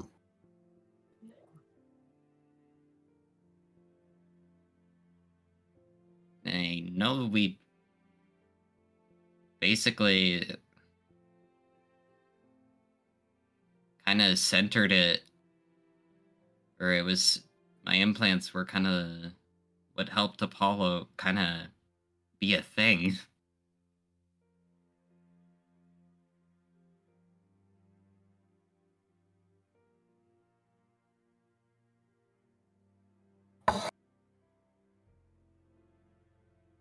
Huh.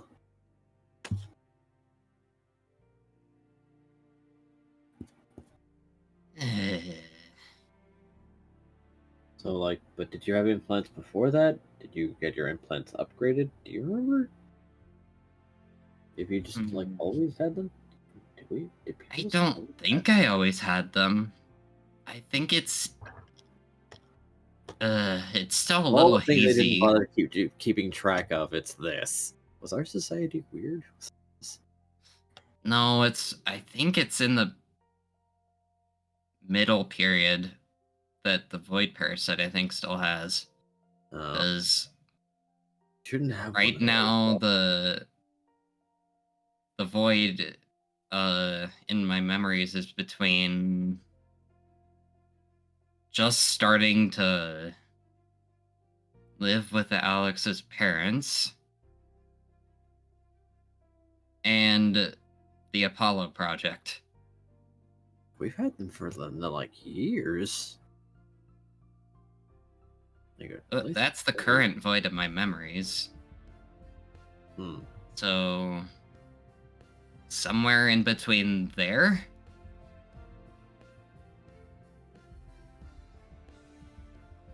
I have a question. Uh-huh.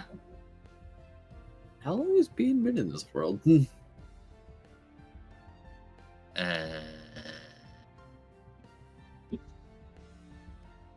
Like 2,000 years, I think, last we got told. And like it was his words were, I can remember up to 2,000 years ago. Which means that it could be longer. And I don't think we made that robot 2,000 years ago. Well, remember time dilation.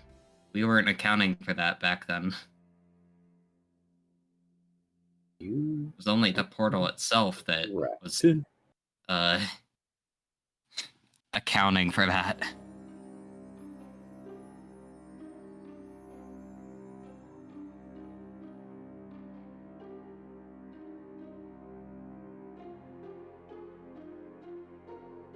Wait a minute. How did Bean get here? We had to go through a portal. Have you not been paying attention to some of the things?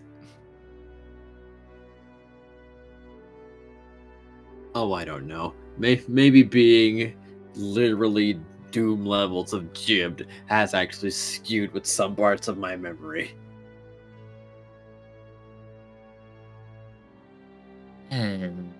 Well, brief summary then. Something happened around 2,000 years ago that caused Apollo to split up into 3 pieces. Okay, yeah, I know this much. Each one of those pieces became a Pokemon. Yep. The first one is Bean. Yep. The second one is most likely the owner of the Porygon Bank. And the last one is undetermined. I have some news on that one, and it's not good. Oh, good. Yeah, it's bad. I need to talk to Chomper and Kaza about it later. And specifically those two. Because I think those two, since Alex isn't around, are probably the only ones who could probably handle that situation. Ah, yes, the children. Of course. Throw the children No. at it. It's because they're the most socially capable. So, Oh, you need that talk no jutsu, I understand. Heh. the third module needs therapy.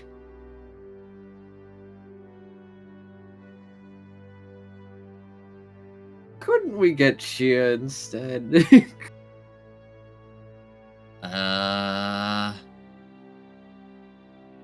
Even if I still didn't Oh. trust her for the longest time. Because Pyro's you don't get to be that powerful and alone and not be up to something sneaky, which apparently I was just wrong about. Pyro's just gonna give him the flat expression. Listen, I was just following the tropes. And now for the actual explanation. Turns out, module number 3 is trying to drive themselves insane.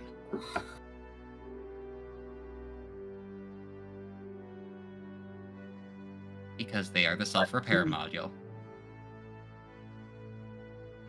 No, you...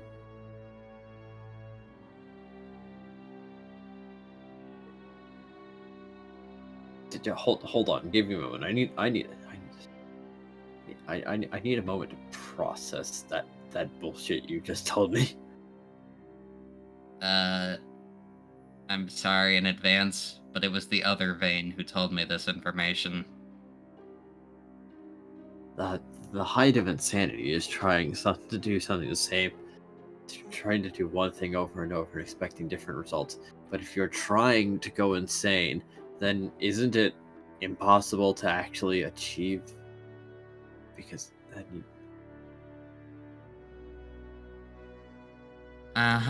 Turns out, the self-repair module is,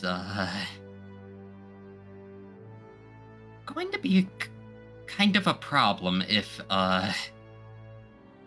people aren't told, if those two aren't told of it. If we come across it. So...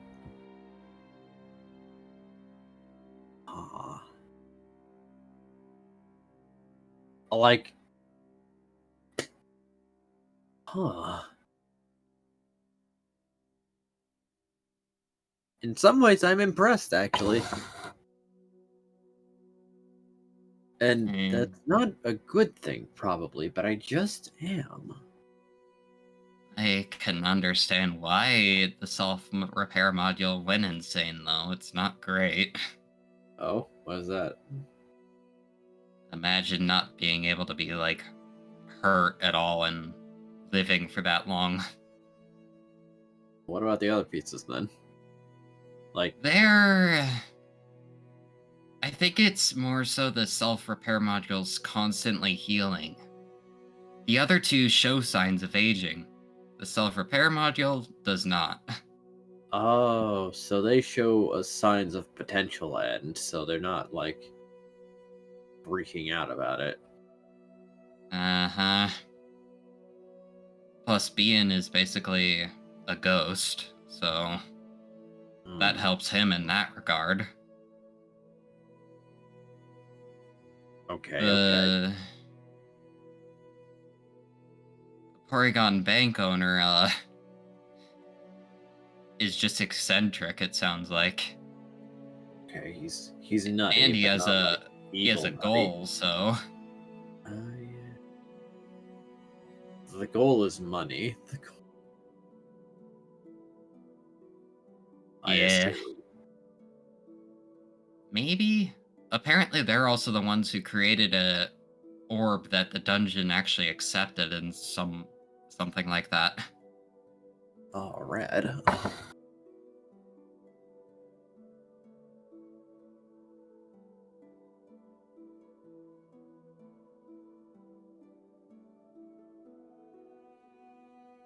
But yeah.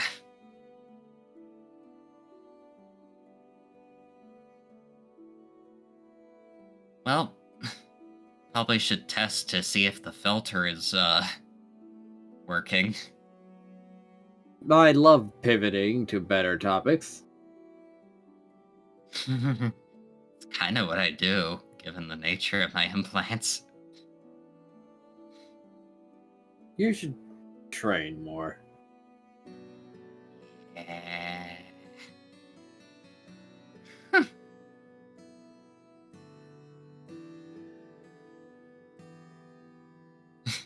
And Pyro is basically gonna test to make sure the filters are working and see if he needs to make any new filters.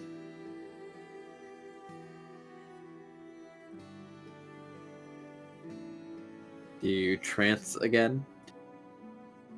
Yeah. Okay. Give me those rolls.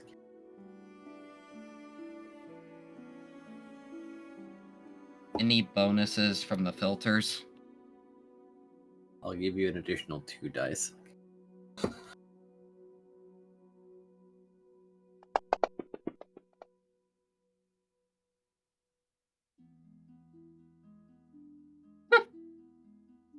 Well.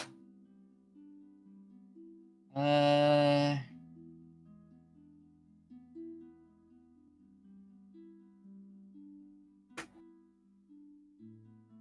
Hmm.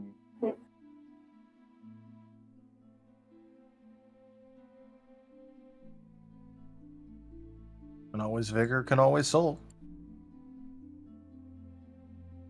I'll soul the one first.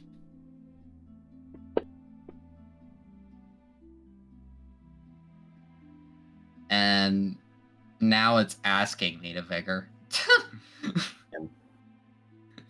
So that would be 1, 2, 3, 4, 5, 6.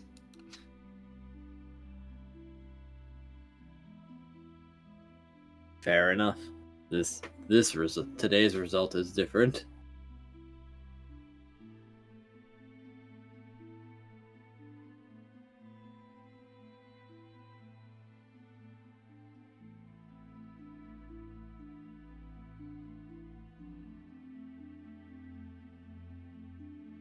So, what happens is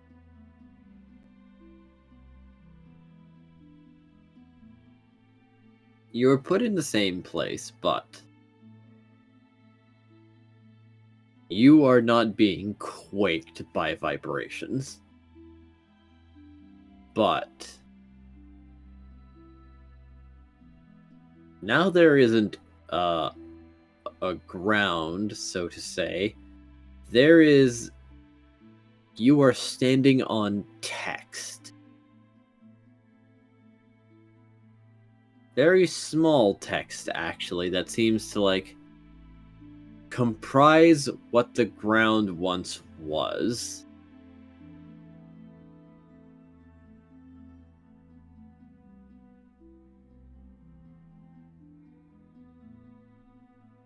Well, this is interesting. As he's gonna put his hand on it, basically.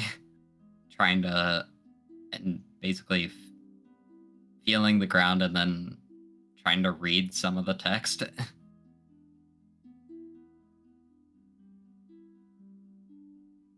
Okay. Make a perception check. Or an academics check. Perception. And does soul sight apply here? Considering you are already using it, no. KK. Perception. I'm gonna use logic this time.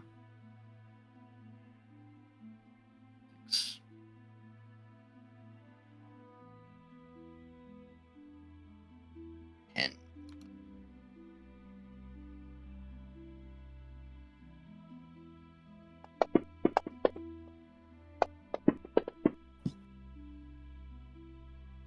well,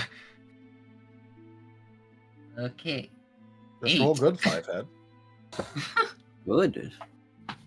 Good.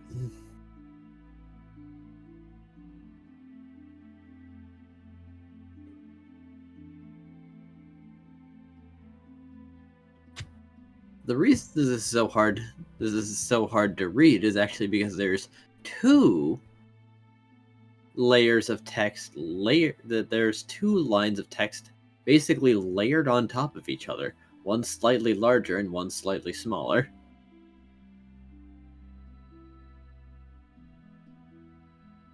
And because the top layer proudly says ground and repeats ad infinitum, with basically no spacing between the lines. So there's just one sheet on top of the other, just going on and on. But beneath that is another line of text of various minerals, organic matter, water, and air.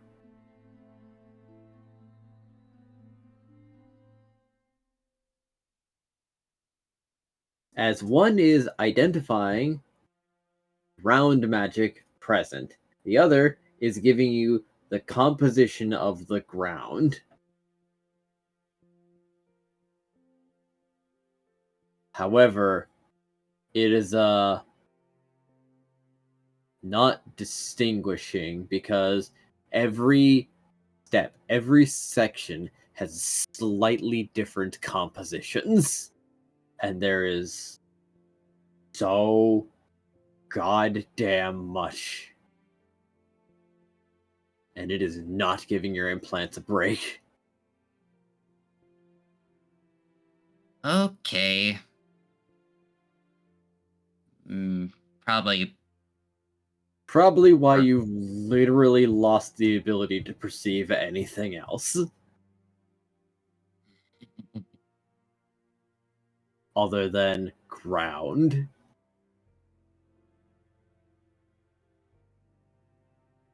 Alright, note to self. Make a program that reduces the redundancy on this.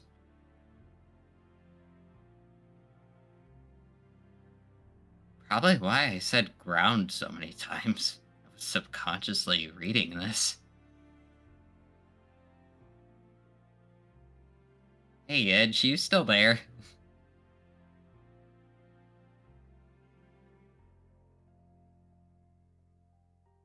You get the impression of something, of some force being applied to some part of your head. Well, at least you have more cognitive awareness to spare. Okay. Can't hear you, Edge, if I'm talking right now. But I am aware of you. Only made to look at a different direction. So it does seem that your words are going through. You're just not receiving his, but physical actions are still being received. As you are made to look left, up, right, and up again. Hey, Edge, point me in the direction of the training dummies. Or physically hoisted and turned around. They Does are he not see- there. They are not ground. Yeah, but does he see, like, different words? Under the ground, there is different compositions of soil. Oh, so he's not seeing what the dummies are made out of? He is not. If it is not ground, it doesn't exist. If it is...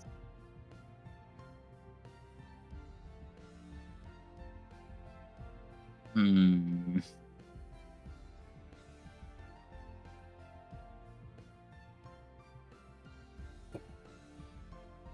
Is there a way to, like, switch it, I wonder? Maybe, like, seeing what's in the air?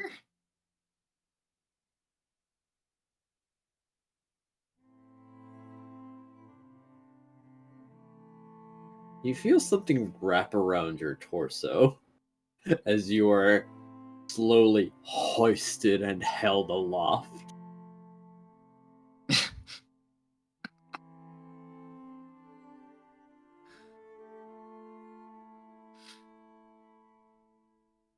And he's gonna, start imagining, like, I guess seeing compounds that are in the air.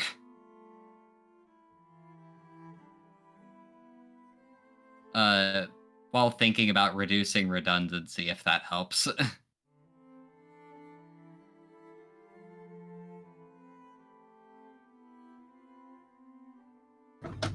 Well, give me a roll. This another appraisal roll.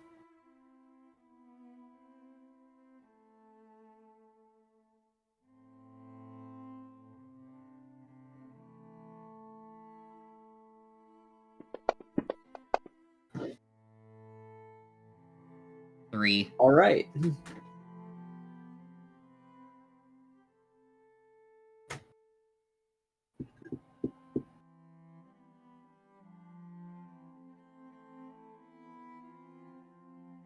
So, here's what happens. As you open your eyes, there is more stuff around you, but it's hard to make out because there is text directly in front of your eyes no matter which way you look. Yep. I kind of expected that. But there is less of the big air word in front of it. In fact, it seems comparatively to the ground, sparse even.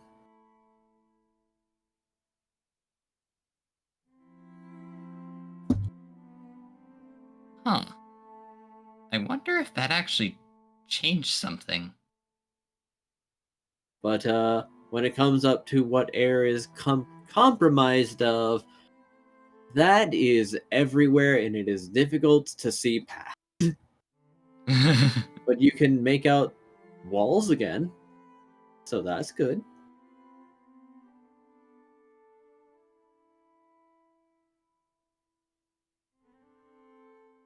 Hey, Edge, is my tap once for no, tap twice for yes? Has my breathing changed at all when I started looking at the air? Yes, you fart bastard. Oh, I can hear you now. Edge you is could still holding you aloft. you could put me down Probably now. with sheer force of will at this point. As he has no muscle, only his tassel, and he's supporting an entire Charmeleon.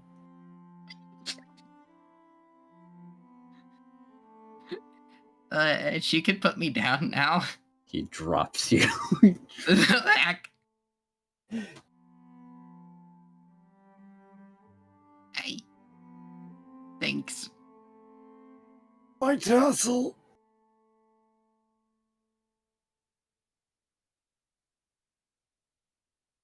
Do you return to normal vision?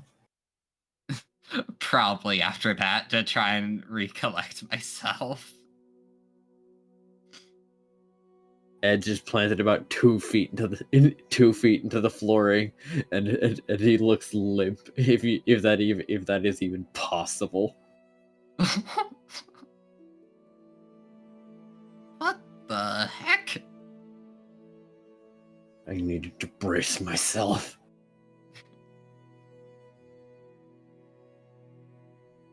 You know, Edge, when I was talking about the air earlier, I didn't mean pick me up.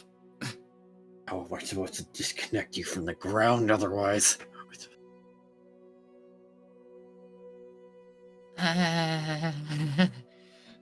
Pyro's scratching the back of his head. He has realized a critical error.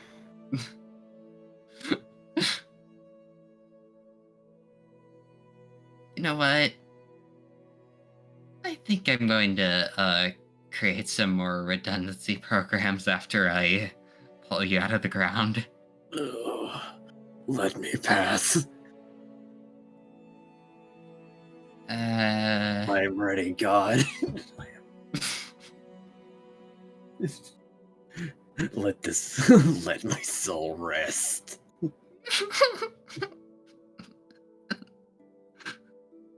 Sorry, buddy, but that's not something I can do. As Pyro's pulling him out of the ground.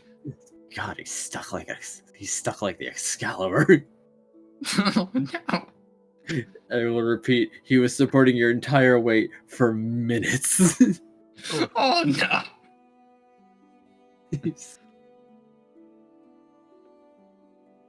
Oh boy. Oh boy.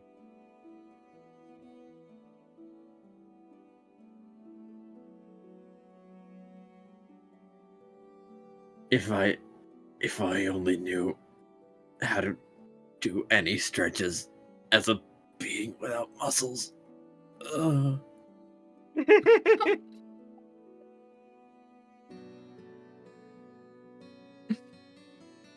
didn't even know I could get sore. I didn't even know.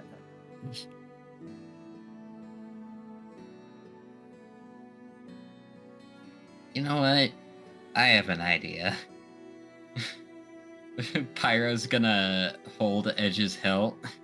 Yeah, it's 3 sticks of butter, you dope. And then use Shadow Sneak. This also works. As you hold him aloft. Oh my god. Mr. Dragon 114 tipped $15.26. Oh, Mr. Dragon, thank you so much for that tip. That is the 3rd tier of the tip goal completed. No, Duno. You don't know.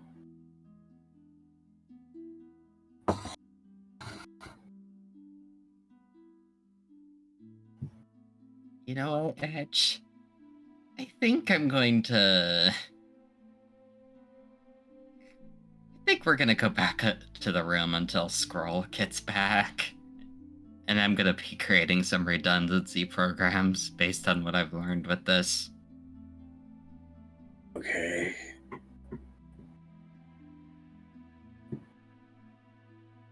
And Pyro and Edge are gonna go back to their room. Fair enough. If nothing else, despite all his sass, he will attempt to rise to the occasion as is needed.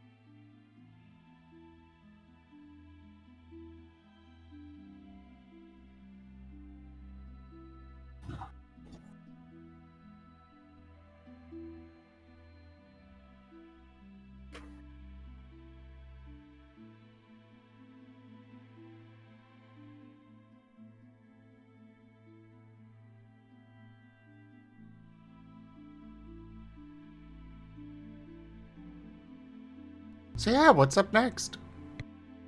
Alrighty then. Let's see.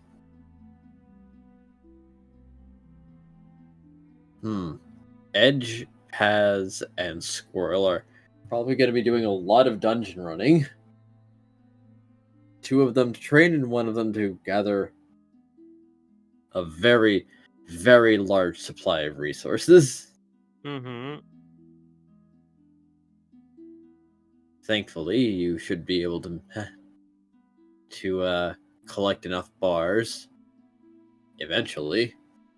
Whereas Paz and Vane's training is pretty self-sufficient because there is enough Oran berries to heal any injuries you do end up getting. Which likely isn't happening all that often. No, and enough apples to keep you supplied. Or rather, mushrooms. You're finding mushrooms instead of apples.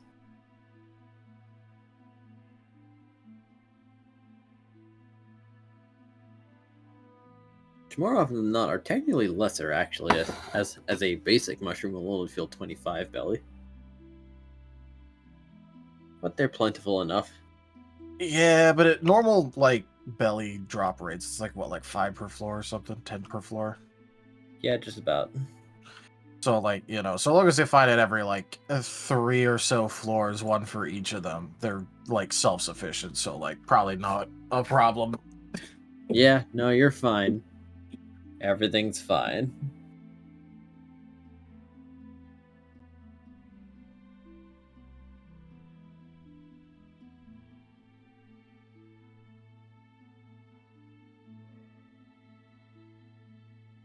So I think the only ones that I could jump to without too much of a time skip forward are Chomper and Scruff.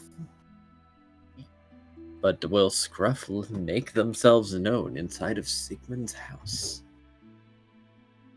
I think I might just be okay with Scruff remaining asleep until discovered. Until someone goes, wait, what? Scruff hibernates until Lap finds him and says, "Hey, buddy, that's my spot. This is my spot to The hide." ceiling. The ceiling. Yeah. If anyone would find him, it would be Lap. Yeah. Hey, it's my secret area. This is one of my many secret areas, and I have claimed all of them. Don't see your name on it. I could put my name on it, but I don't like how Sharpie smells. Plus, out of characters, like Sigmund would have something to say about those staying in his home graffitiing the ceiling. He would, yes, very much. Probably because in the end, he probably does know. He just doesn't give a shit. That would require him engaging.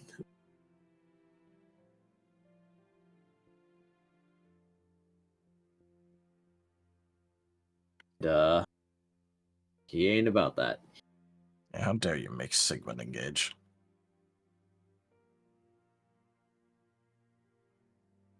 Me talking with people, can't even imagine.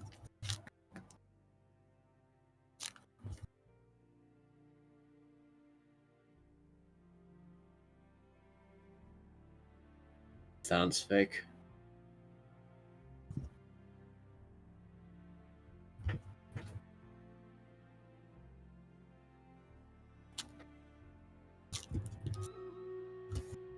So, I guess to Champa.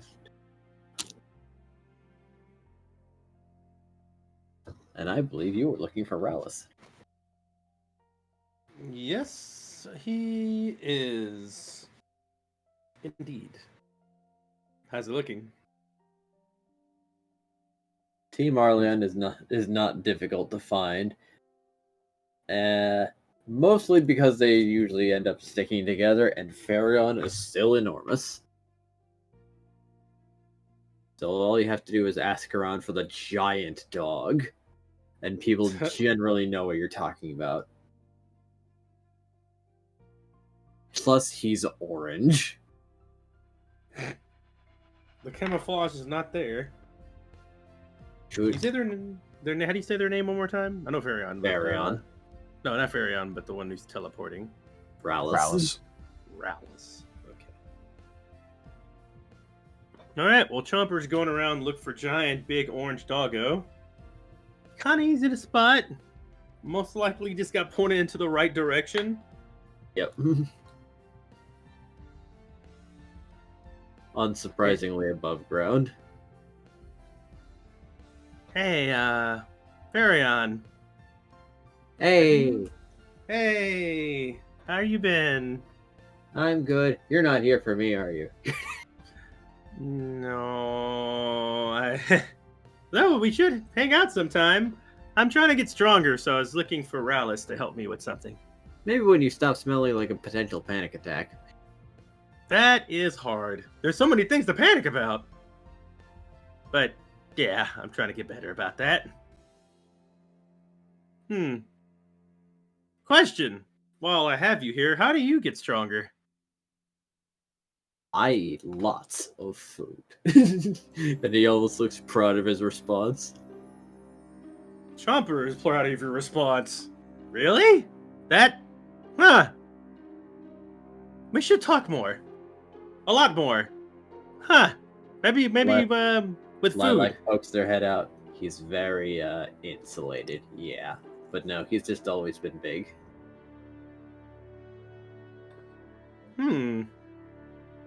I was wondering, how do you get enough food to eat when you're that big? No offense. Well,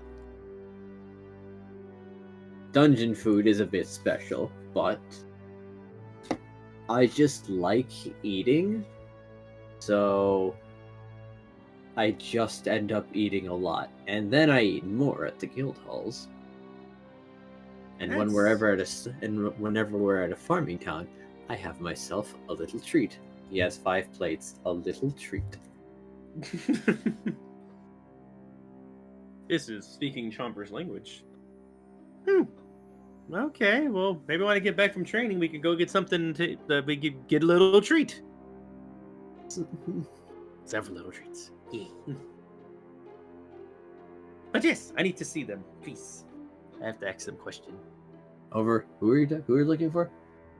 Rousey. I know someone whose name is sort of like that. They're over there. Oh, yay!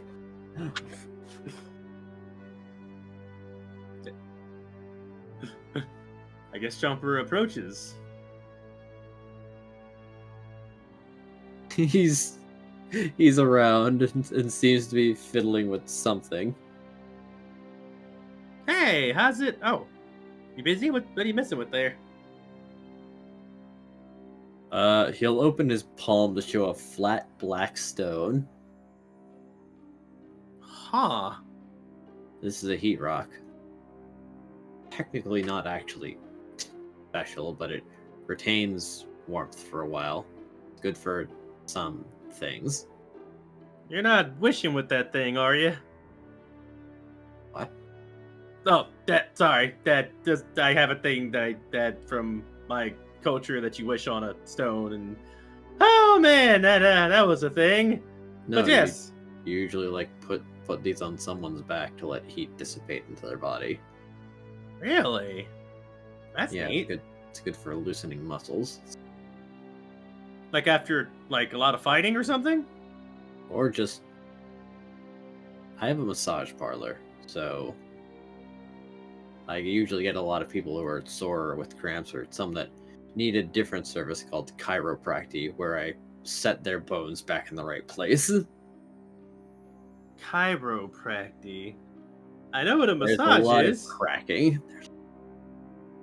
Is that good to do to people? Don't you want to like not crack their bones? And keep them in place? If you do it right, it can be very good for people. You can break bones in a good way. It's That's not breaking interesting. bones. You're just changing their position a little bit. Huh. I need to think about this one. Do you teach this chiropractic? I don't know if I'd technically be allowed to do that. I had to learn from other professionals. And no, my father is not one. I don't think he could ever be one. Why not? Is He's a he bit not too careless about it. He's pretty sure he'd end up inverting your spine. Oh, And then you'd have to Yeesh. walk on your hands. man. I swear, this world does not have good fathers. All right, then. Well, He doesn't mean anything by it. He just, well, like I said, he'd get careless. I just believe this to be the case. Well, before I forget, I came to ask you, could you possibly teleport me to Kaza's mom's house? I'm actually wanting to ask her for some help with Go training. to raise a brow, like, she's my mom too, you know. She's Seriously. hey, brother of my teammate, can you teleport me to your brother's mother's location? That is true. Can you teleport me to your mom's house? For some You reason, want it sounded to more talk like to my mom specifically. What do you want? For some reason, I don't know why, but saying your mom feels like an insult, so I just thought that'd be nicer to say. But yes, I would like to teleport to your mom's house so I could train with her all night long. What? Hey, hang on. What the fuck? It might take longer than an hour, so I might actually be there all night. But don't worry, I'll make sure she takes a break. Chomper looks at you innocently with a smile. I don't know why, but I want to invert your jaw. That's funny! A lot of people think that. I mean, what? Whatever, wait, hold on. Wait.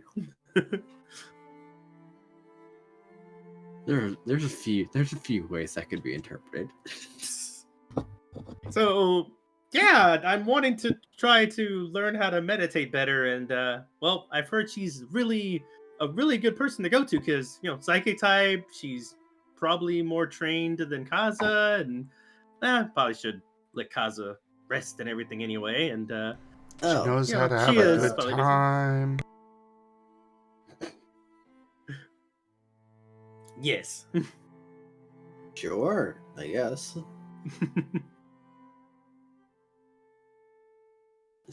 You will place one hand firmly upon the top of your head and grasp firmly. Hey, wait, this is how this works? You about to teleport with what? And you are now back at the edge of a forest. There is a lake, and there is a. You are back in Hamoa. Whoa. How many times can you do this? Can we have just done this before, or is this limited, or? No, I can just do this. Species Huh. purpose. Fast travel. Neat. Okay, well, I have a question for you. It's pretty easy for our kind. Could you stick around for a bit? I will need you to help me get back with everyone. Also, I kind of want to see. I still kind of want to train a little bit with Chia. So maybe I can talk with your mom for just a little bit. All right, sure, go for it. Should I just like go get her? Oh, yes, please. All right, deuces. and he is gone. And Chomper's alone in a forest. The edge of a forest, and you see the houses. You are not abandoned. It's okay. They went off to get milk and vape juice. They'll be back. And Somper sits on the curb next to the store. And an odd song starts to play. And a montage over 15 years. No, actually. Chomper's waiting for them to come in back. Cement and get found 1,000 years later. They'll come back. I bet they'll come back eventually. Yep. And then a time loop happened. Chomper just spends the whole rest of the time loop sitting there waiting. Shit. Rallis, I feel like we're forgetting something. Everyone else, I think we're forgetting something. The cons ever have a last name that we told us? I don't even remember. We do know Seal's last name, so they might just have the same last name if it works the same. Yeah. That would be crazy if that's how that worked, yeah. Wild. Imagine. He has a middle and last name, actually. Yeah. What was it? The Kit Pot, yeah. Wait, what now? Kit Pot, yeah. Kitpatya? I don't think Chomper's heard this. It was back in season 1. So it was season 1. Minute. Yeah. Because Seal's full name is Seal Kitpatya. Oh, interesting. Okay.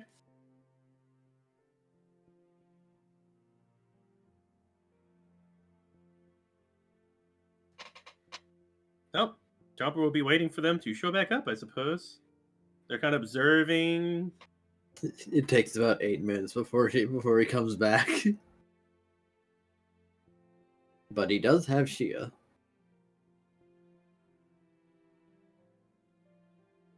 Oh. You mean Amari? No. Oh, okay. He left to go get Shia because Chomper asked him to bring her over. I must have misworded badly. I was saying I was going to ask you to teleport me to her after this, but hi, Shia. I hope he wasn't busy. Didn't everyone else hear him ask that? Yes, I did. I actually did. Yeah, I just thought that he would grab Amari first because Amari was like right there. Oh yeah, my bad. I was saying I was gonna go talk to her after this, but because like Amari is very likely in her house, and her house is right over there. You're in Hamoa now, so I was wondering. I wonder why he's waiting. Okay. Oops. The assumption game. It's the. I don't like to keep people that if they're gonna come back, I wanted to wait for them. Man. Welcome back! I didn't go in. I just kind of stayed here for a little bit. It's really nice out here, actually. So, to catch you up, Chia, I am trying to learn how to, well, really, I say get stronger, but I'm trying to learn how to strengthen my emotions and maybe learn how to use them in a, I don't actually know. Maybe a stronger way, an attack. I'm not too sure. I just know that I've been really getting a lot of stuff from my heart sense. I don't really know how everything works. I've been told to meditate, so I've heard talking to psychic types is a good idea, so I am doing that. And, well, you and Kaz's mom, the strongest I've heard. So, after talking with Sigmund, anyway. Ralph's mom, too. Routing. It's like she's more than his mother.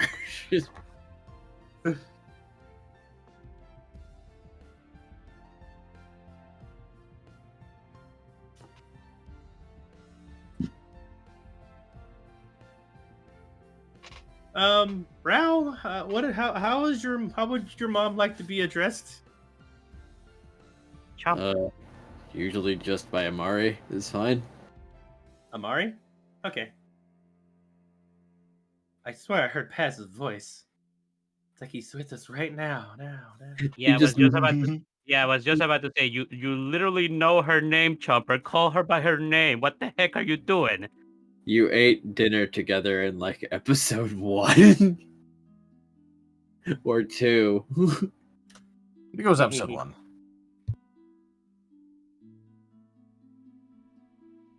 You had to run into a lake because you put spicy stuff in your food. It was steaming.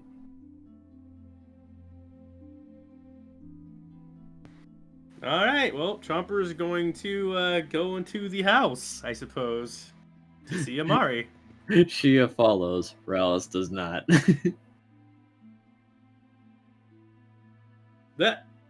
Rallis, are you coming?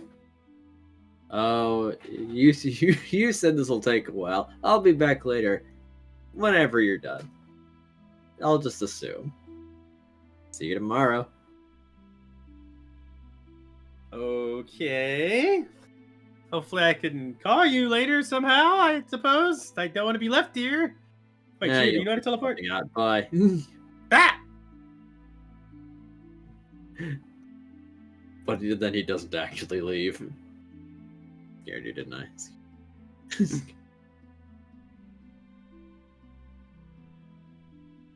Alright. Chomper knocks on door, I suppose. It takes a moment, but it does open. as the cadaver is standing on the other side. Hello? Oh, hello. You've been a while. Yeah, it sure has, Miss Amara? Amari? Hey, sorry, bad with names. Amari. Well, I kind of came back here thanks to Ral. I'm trying my best to, well, learn how to control my emotions, as in meditate, as in, well, how do I explain this? I'm a magic user that uses their emotions to use their magic using these headphones, and, well, Chomper gets a little quieter. I've also been having trouble with, I think, my fire typing. I get really, I sometimes sad, sometimes angry. I just like boiling over, and I just kind of lose control of what to do, and I feel like so many thoughts in my head at once, and, well, I don't know. I start getting a little blurry-eyed, and You were aware that there is a finger being pressed against your nose. Where? Chomper looks up, kind of cross-eyed between the digit, like their eyes look between their nose, like between downwards, so they have a little cross-eyed look, and they look at the finger on their You nose. don't need to give me the entire spiel. I believe that I have a general grasp of your situation. You do?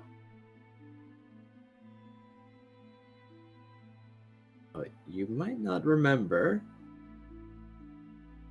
You were here and very, very distractible when we first met, so I don't think it ever came up, but I have a habit of knowing things. We'll just call that a psychic perk. So why don't we just get started? Oh, okay, sounds good. Where do we start? Well, let's go to the lake. Let's go. Did you know that you can breathe underwater? Jumper looked at you dumbfounded. I've never really tried that. You're I one. can- It's a given. That's crazy. What else can I do? Wait. Does that mean I can also breathe in fire? Yes. But breathing fire underwater is going to be difficult, but not impossible. But I have heard stories that very powerful fire types can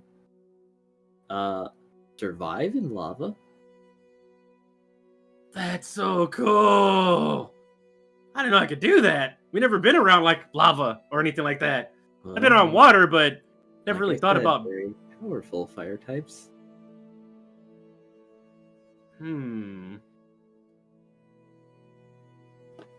Yeah. Although I don't know what I'm gonna be later, though. Could be anything. Might not even be fire type or water type.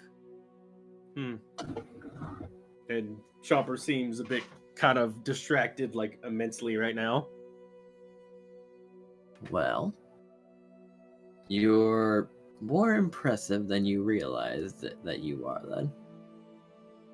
So, with that being the case, water is also pretty poor at conducting sound, but that also makes it quite good for tuning out the world around you. Oh, so I can go in the water and it'll help me concentrate because I won't be hearing all the noise of everything, huh? For you, it would be helpful, and it might even get you more inclined with your water type, which is a generally more calm type. So, we're just taking advantage of your types to help you ground yourself.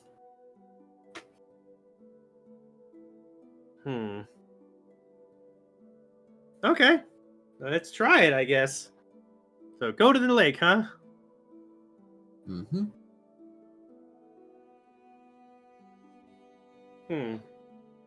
All right. Chopper's gonna go with you. Oh crap!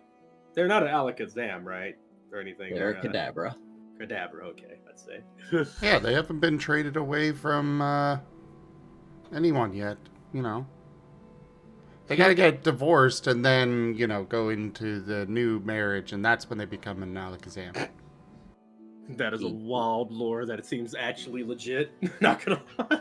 I guess. Either that or they might be able to do it from, you know, going on a swinger kind of a date thing. Alright, moving on.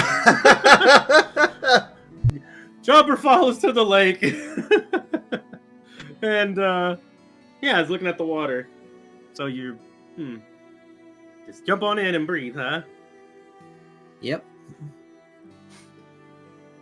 Chopper's gonna take a few steps back and jump in. As they jump in, they start kind of like doing a practice swim. They're not really taking a breath yet.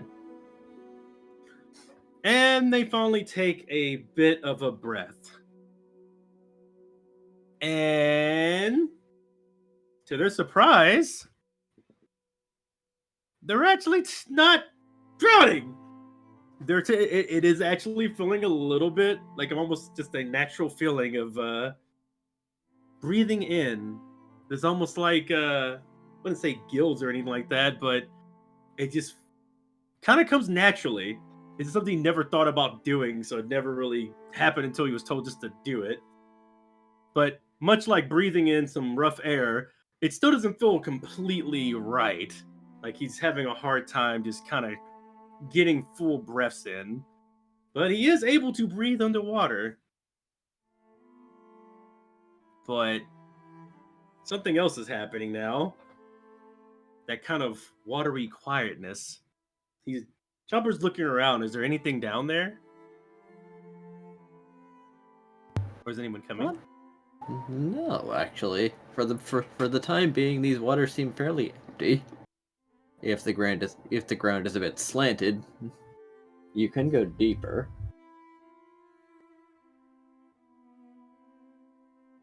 Chomper looks around. Mainly the feeling of just that kind of complete quietness is having Chomper feel a bit uneasy for a moment. Like, even though he's supposed to have that water type calmness, serenity, there's something like tugging at him in a different direction. Oh. It's not quite coming as naturally to him, almost as if the water typage is very, very strained away from him as of right now. Chomper resurfaces for a moment and actually takes a gasp of air, which is very odd, I'm sure. Are you okay? Yeah, I could actually breathe in there. It's just something doesn't feel quite right, and I don't know if I like how quiet it is down there. Maybe it was a bit much. Then would you like to just sit partway in the water? Yeah, that sounds better. Yeah. Alright, then just some of you submerged and the rest of you above ground. Yeah. That sounds better. And Chomper will like kind of begin to do the signature gator float. Top half of him is above the water. He's waddling. He looks like a stealth assassin gator. So awesome. And then if you looked underwater, you see little feet just kicking over and over again really fast. Yes. Doing little paddles. She is content to just let him swim around and not remind him that he's supposed to be meditating right now. He's having a nice little time. After a few moments, after the waddling, Chomper kind of starts having a little bit of a flow to it, and is actually using his tail to kind of like sway left and right to keep him afloat. And it's starting to get a little calmer now.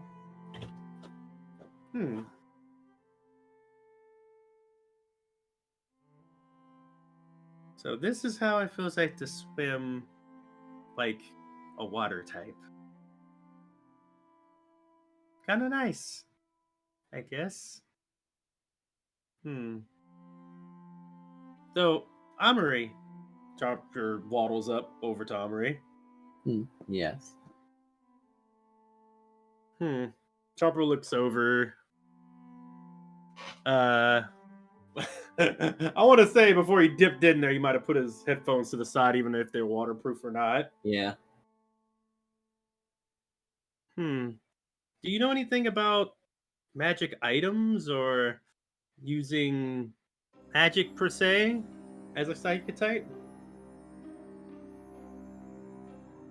Sort of. I know some things about it.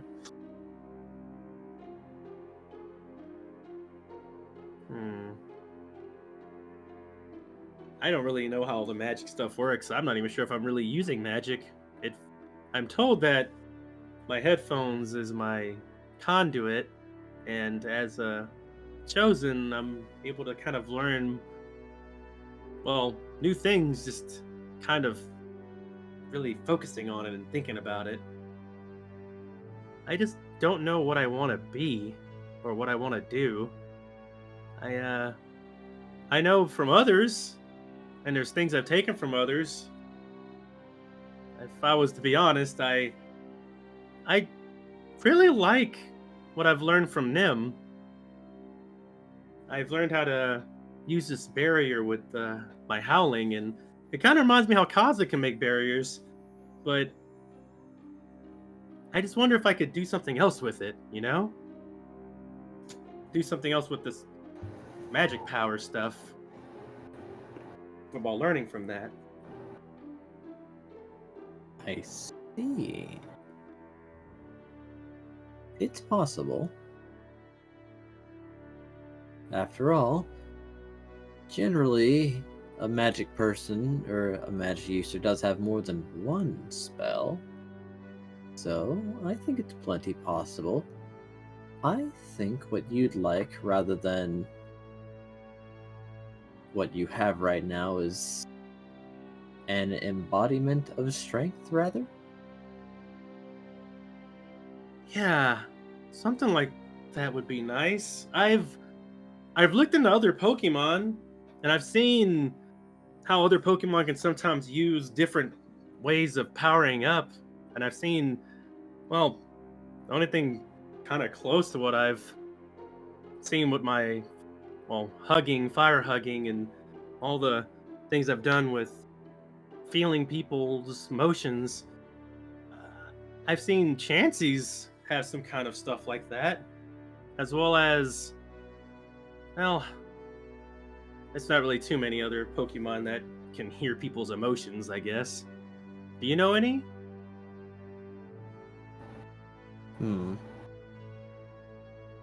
There's a few, but I don't think you need to be too concerned with it, because if you make it, then it might share some traits with you. So rather, instead of thinking of something that already has them, why don't you make something that you believe is strong?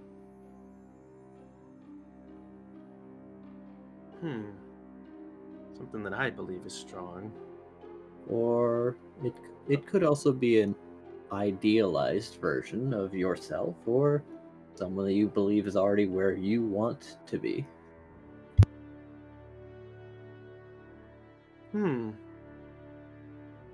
I think I want to try meditating now.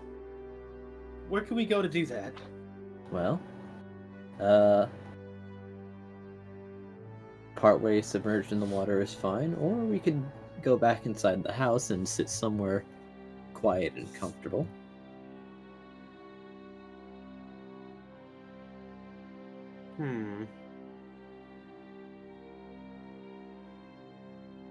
I think, is there possibly a full moon coming soon?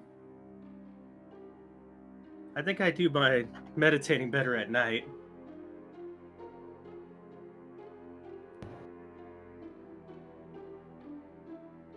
There's a trick we can do for that. Really? What?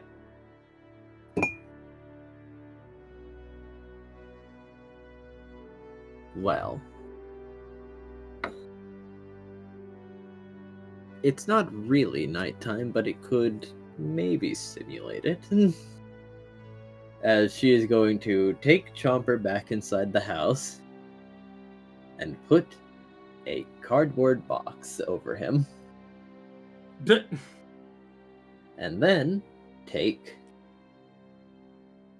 a sheet and put it over top of that.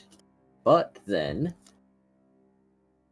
take basically a large needle and start poking holes in it, letting little dots of light into an otherwise pitch black space. Chomper has attained the cardboard box helmet of always nighttime. It's a large box, but it does look like nighttime.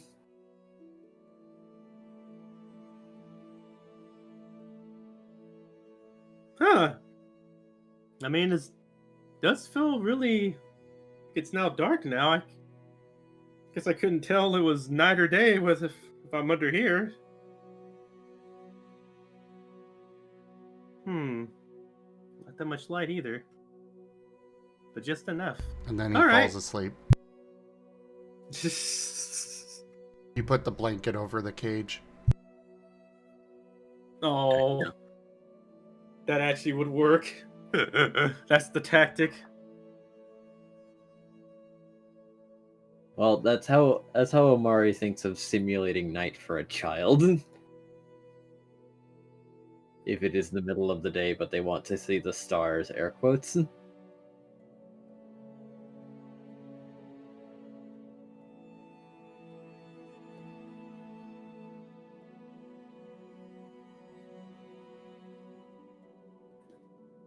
Now, the moon is a difficulty, though, as she's not quite sure how to do that without making a hole that might be too big and break the illusion.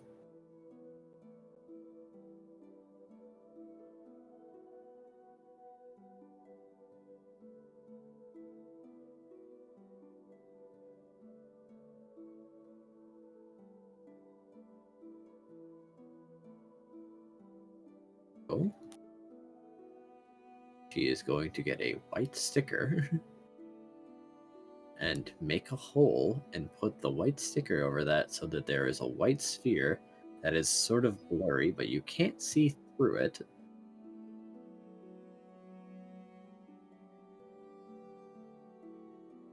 But there is a white sphere that seems to be illuminating more strongly than the stars.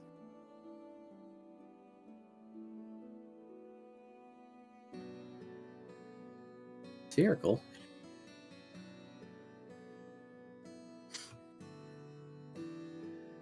All right, this actually kind of works. So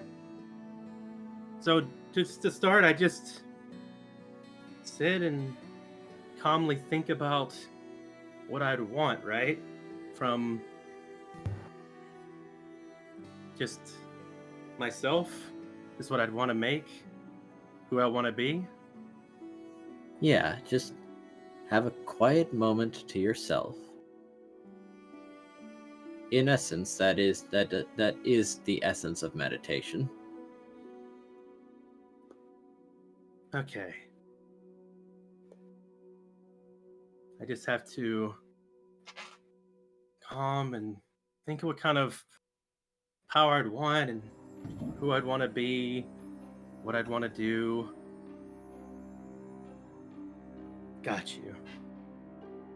Chomper closes his eyes as he's kind of thinking about what you said, trying to make a bit of a personification of the kind of power he'd want to have, or just the ideas he has taken in, the training he has had, the people that he's, well, trained with and spoke with, and basically how he's seen just what he considers to be what power is. You know, people that are basically brave in using their powers to help others, like how Nim would use his powers and skills to help people with his cooking, or fight for what he believes in,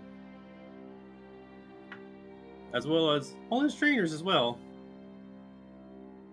He's kind of taken in the ideas he's gotten from seeing, well, even Vane, Scruff, a lot of those that have those powers that just seem to be almost just an aspect of themselves coming out in a way. And Chomper's just kind of really just kind of trying to relax and not let his emotions take hold. Although that is kind of who he is.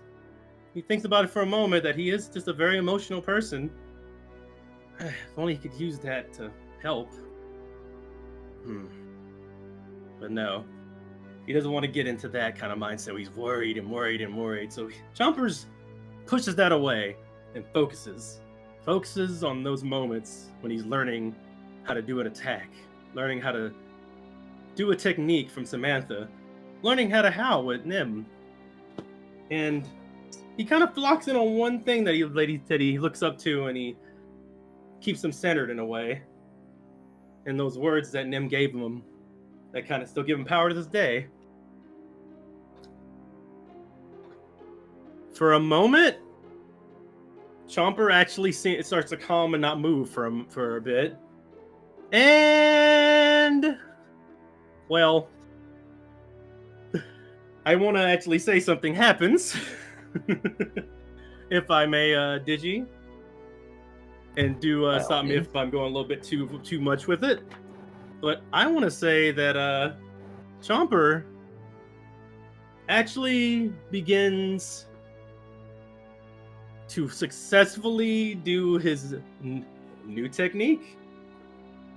He's calm, he's meditating, and a bit of the air around him just feels hot. Like as if literally you're surrounded by almost a bonfire as he's emanating that energy that he's been wanting to do this whole time.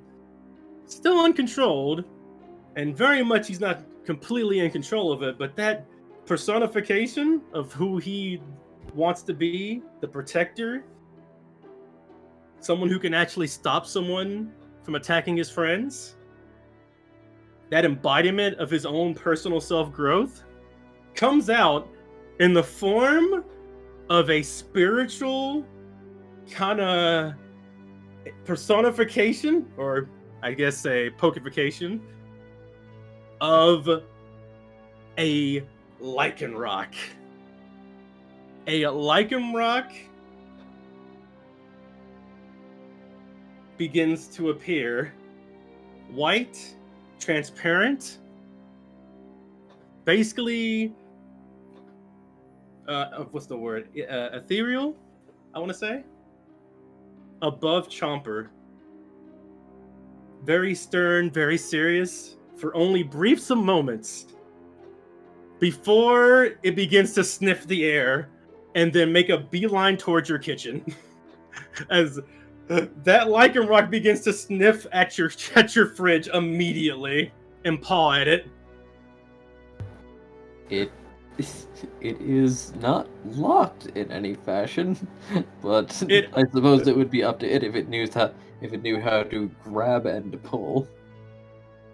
It is pawing until it opens on the right side of the fridge. Yep. Is there any meat in there? Yes, there is meat root. And they're nomming it. They're bringing it back. Oh. They bring it to you. They offer it down like a fresh kill. Or something they've hunted to gather for you. Amari is quite confused, but that's it? Assuming that this is that this is probably what it wants. There's a bit of a lichen rock growl and happily wags as they nose the food to you and then sit beside you as if guarding you. Meanwhile, Chomper is still very much not fully aware, just kind of meditating and calmly sitting while this is all going on. Amari will pick up the meat root and take it over to the counter, producing a knife and determining, well, I guess we'll be eating meat tonight.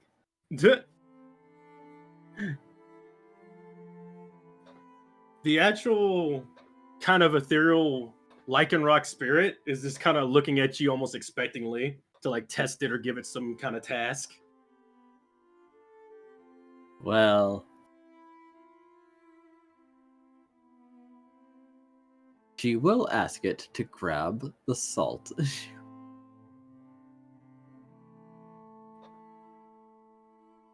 The lichen rock ethereal goes and gets you the salt. A bit awkwardly as they grab it between their teeth, but they do bring it to you. Maybe a little bit of it getting on the floor. And then she's going to try something. Well, I don't tell many people this, but let's see if you pass on information. As she's going to lean forward and whisper in its ear, I can see the future.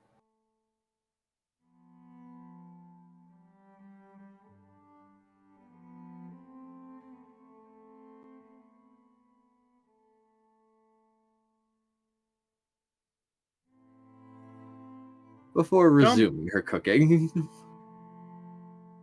Just to replay, you said, I can see its future? I can see the future. I can see the future. I see.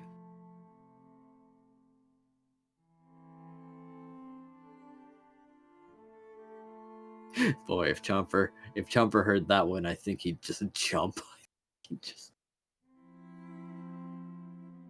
20 ain't enough. You literally have a moment where you just the lichen rock. Yes. By the way, very much the feral, I believe. What's it called? The there's two different There's versions. two, Not dusk midnight. or... There's 3 different versions. There's Dusk, dusk dawn, and and day. midnight. It's not dawn, it's day and dusk that are feral, and then the midnight is anthro. Ah, okay. They are currently a dusk. Ah. They do a head tilt, and then they dissipate as Chomper falls over. Oh. What? Did you say something? Did something happen? I was kind of just thinking really hard about how did I get there? How did I get there? You were very successful, Chomper. I do believe that you succeeded in making what you wanted. What did I... Huh? I'm sorry, I didn't see what happened. What did I... How did I bring that? Did I do that? Yes, you did.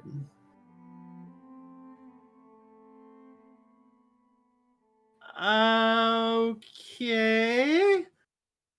You did it because you believed in yourself. I was...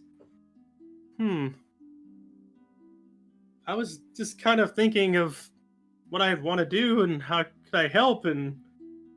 You knew what you needed and you asked for it. Huh. How could I do this again, though? I'm not even sure what I did. I didn't even see what I did. Well, then you're very lucky you came to see me. Psychic type. I'll show you what happened from the outside perspective, but you're probably just going to have to repeat it until you get a feel for it, rather. But the box and the blankets are yours for as long as you need them. Okay. But I'll, I did tell it a secret. I kind of heard you. I don't know exactly what happened, but it just felt like I was just having an out-of-body experience, and... In a sense, you were. Wait, was I that? Did that actually happen? I thought I was just Yes. dreaming. You did do that. Your mind was inhabiting it. Wait, so I can be a lichen rock? Yes. I could... In a sense. The form is up to your choosing, so technically, you could be anything. I just picked that because it was easier to focus on because I look up to him. And I was just thinking... So, if that's the form that's easiest for you, go ahead.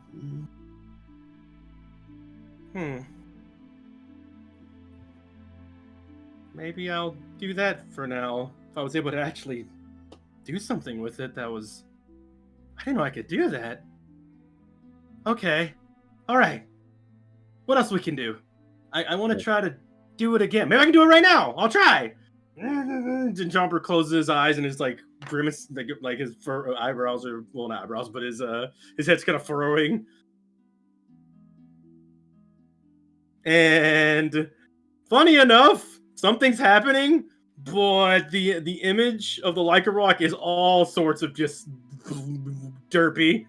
It comes out with like big googly eyes, and the muzzle's all pointed the wrong way, and it's like wobbling as he's trying to make it happen again. It looks like an AI rendition. It looks like it looks like Lichen Rock just done twice over with the AI. The paws all looking wrong. The 7 digits.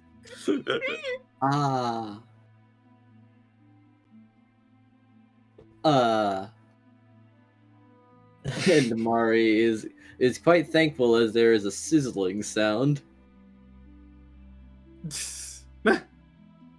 Chomper snaps out of it as that ethereal lichen rock just dissipates. Probably for the best. And Chomper just has a bit of a frown, like, eh. We didn't Dang see it. that. I hope we did. After you went and collected the meat for me, I'm frying a few chops. I figured I might as well. So, Oh, okay, let's go for that. Yeah, that sounds good. yes, And yes. and Chomper, you actually see a little bit of a kind of slight image appear above, but it's only the head, and it's like derpy tongue lolling, and it just basically is looking over, just like a happy dog wanting a treat. There we go. Chomper does not see it because it's behind him a little bit. He's Yeah. unaware that it exists. Amari is quite content to leave it like that. More of a subconscious thing now at the moment. as Amari will feed Chomper slices of meat root to celebrate. Good job, you did it. Chomper enjoys, oblivious of the the lichen rock head that's above them, that's looking over, and maybe possibly nabbing a food or two. True, quite true. The food is not going anywhere, by the way. Have you seen Casper? Yeah, I have. No, when they eat the food, it just goes on the floor. It does, yes. Yeah. Not that they don't try, anyway. It does not deter them. I see that we are just never going to be able to keep up with this group's random extra special abilities.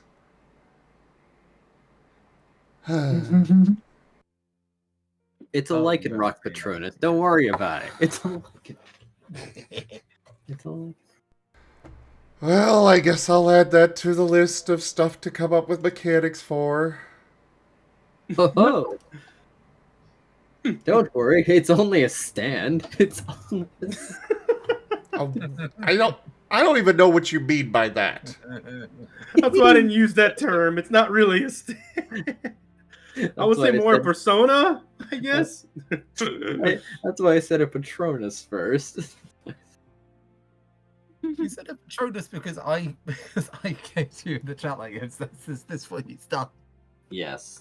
Who even knows? Who even knows for sure completely? Who even knows? We'll figure it out. We'll figure it out. This is the test bed system. We're figuring it out. This is just going to fall under telekinesis rules. Until further notice. So, to use it, you're going to need to pick up the telekinesis feed and stuff. Whatever works with the system I'm for, I'm literally winging it. I have no plans for this thing. You asked for this. What do you mean you have no plans? I have general ideas, but it's not like locked in stone. I'm going with what the flow of the story does for it. If someone came up to me and said this is now suddenly tied to one of the gods and it works with your brain juice or something, with Mew or something, I'd be like, sure, that's how it worked the whole time. You really have no plans for it.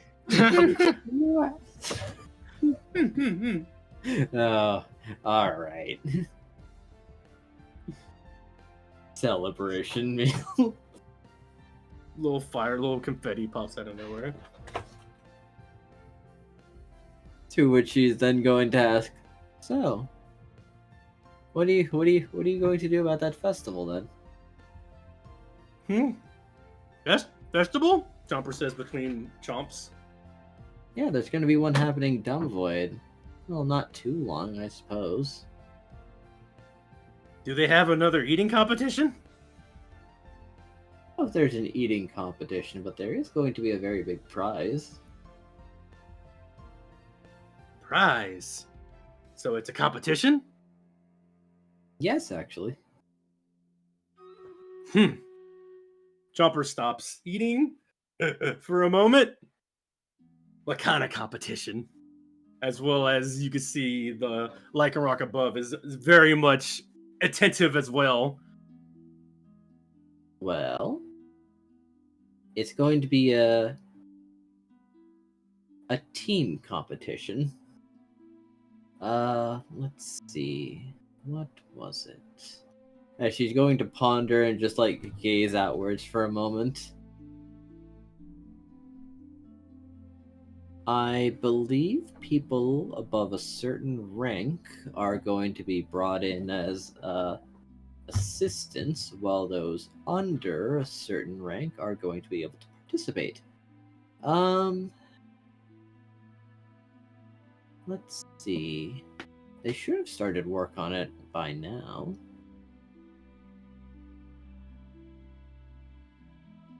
You just got to, I think, rookie or bronze? Chopper takes a look at their badge to confirm. You're at bronze. You graduated from rookie. You basically went up 2 ranks. Yeah, bronze. Is bronze able to join? Yes. In fact, I think silver and gold are able to also. Oh, that means Squirrel could join. We could all, well, I'll have to see what happens. Not sure how to get everybody together and stuff like that right now. But I would love to do that. I believe the upper limit for a team is 10 people, so it's a cooperative competition. Multiple teams can come together. Really? So definitely not pulling that off with Squirrel and Vane on the same team. Got it. With a minimum of 5 people on a team. One day we'll have a team thing.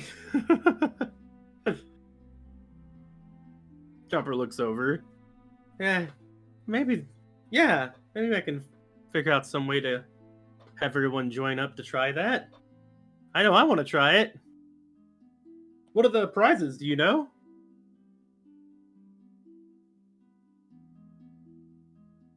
I'm not certain, but there's going to be 3 events. There's one based on each team type. One event based around explorers, one event based around rescuers, and one event based around prospectors.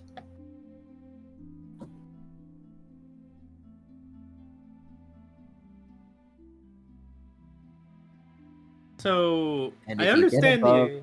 and if you get above a certain score on all 3 of them, you can get a very large amount of poke. But if you get the highest score, you get 3 special prizes. Oh. Though I like that idea. I'm not sure of yet, though. But I have a feeling that they're special. When is this gonna happen? 2 or 3 days. I suspect they should be done by then. 2 or 3 days. Like I said, I believe they've already begun construction, since this is going to be a fairly sizable event with a lot of teams coming to compete. So, that does mean that they're probably going to be constructing not too far from Domovoy for the event. They might be digging a whole second Domovoy. Temporarily, anyway. Okay, so it's somewhere we can actually get to. I was gonna ask where it was next. It is technically at Domovoy, and the surrounding areas are invited to come too, since it's for gold and under. Since gold is the highest ranked dungeon in Domovoy, it would be rather asinine to exclude them.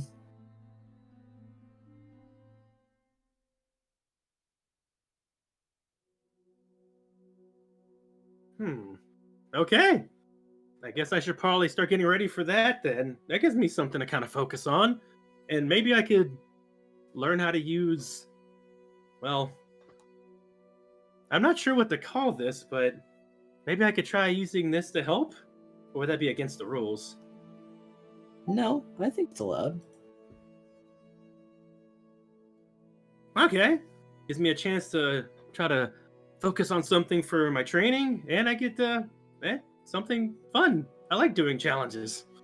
All right. So rescue, explorers. What does prospectors mean?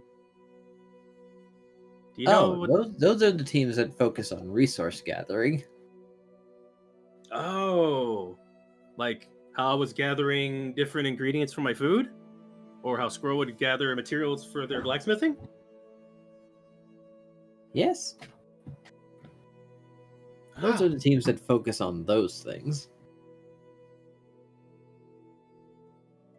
Okay. They're the ones that bring back the most resources, while the other two do other duties.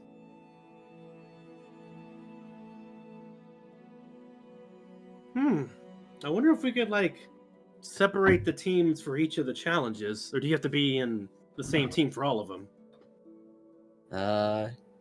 Usually the same team, I would imagine. I mean, like, would it be like 3 per challenge, or the whole team does the challenge at once? Once a team is established, they'll probably go through all 3 events together. Okay, got it. Chomper takes another note. You say 5 max for the team? No, 5 minimum, with 10 maximum. Like I said, teams can join together to make a bigger team. Oh. Okay. I think I know what I'm going to bring up with the team.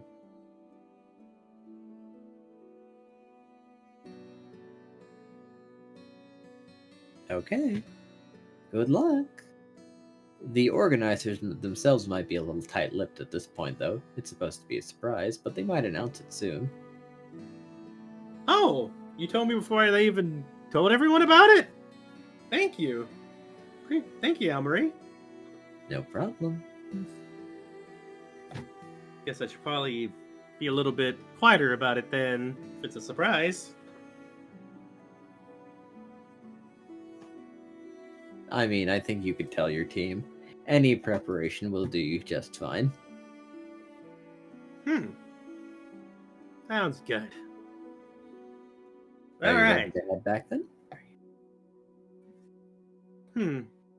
Yeah, And would you like the box and blanket? Yes, please. That might Okay. actually help me with the meditating. You can keep them. Thank you. I'll make sure they stay, well, I don't know how sturdy the box is, but I'll do my best to keep it from breaking. Okay. What color is that blanket? I'm curious. The blanket is black. Cool. Jumper has acquired blanket.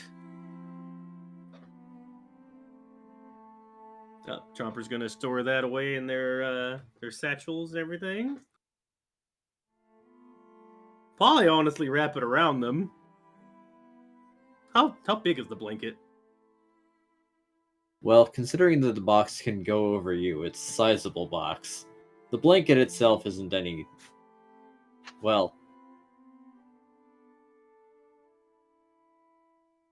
It's not quilt thick.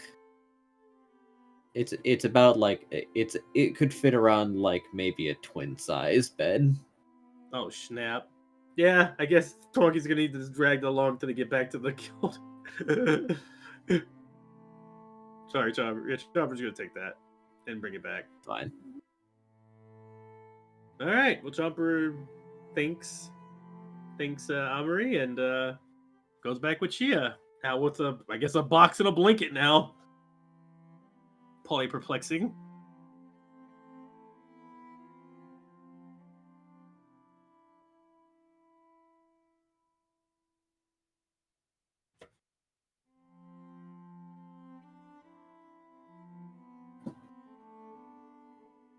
Well, I think we should, I'm back.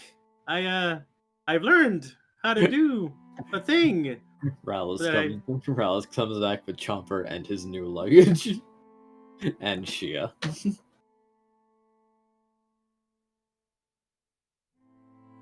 Who seems interested in Chomper's new luggage.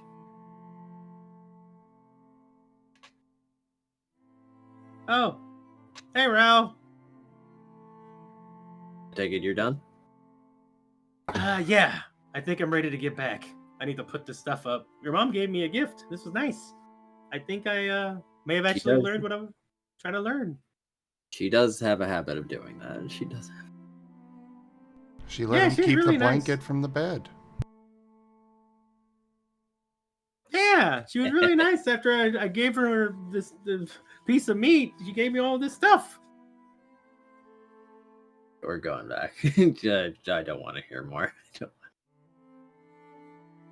She'll head tilt.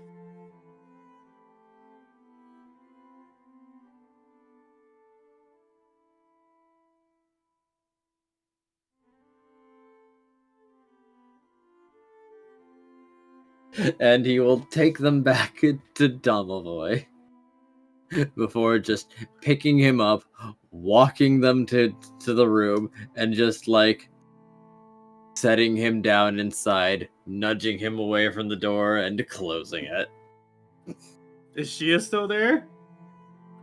He didn't bring her along to the room, and she just didn't follow after he basically hoisted up Chomper and his baggage. Like, oh, okay. All right then. She ultimately did nothing, but she was glad to participate? Question mark. She was glad to be there.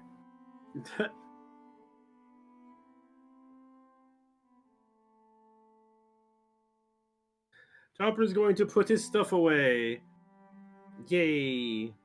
And what time of the day is it actually? Is it getting It is probably getting to late afternoon. Everyone has been doing things and a lot has happened today. True. Like late afternoon.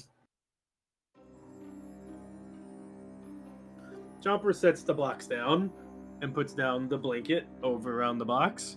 Since it's getting dark, he doesn't really need to do any other setup for stuff, and Chomper's gonna take a moment to take maybe like 10 to 30 minutes to kind of sit there and think about what happened, and is trying to have it happen again with nothing happening with his eyes open. Well, at least I'm getting there. Maybe I can just train more with someone else who knows psychic. As Chomper says out loud. Chomper looks over at the box and lays down on the bed for a moment and closes their eyes. And for a brief moment, that little Lycanroc jumps into the box and lays down. But Chomper doesn't see it.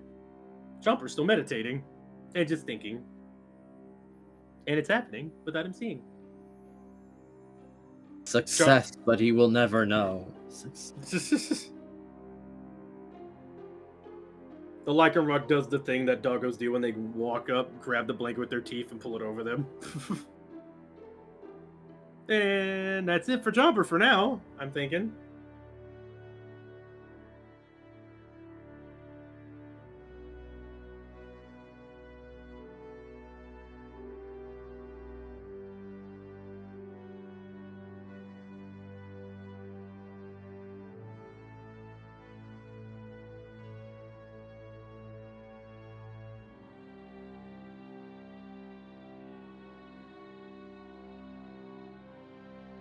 Well, how much has Squirrel been able to gather? I imagine as he is spending the rest of the day on it, probably a sizable amount. Let me check.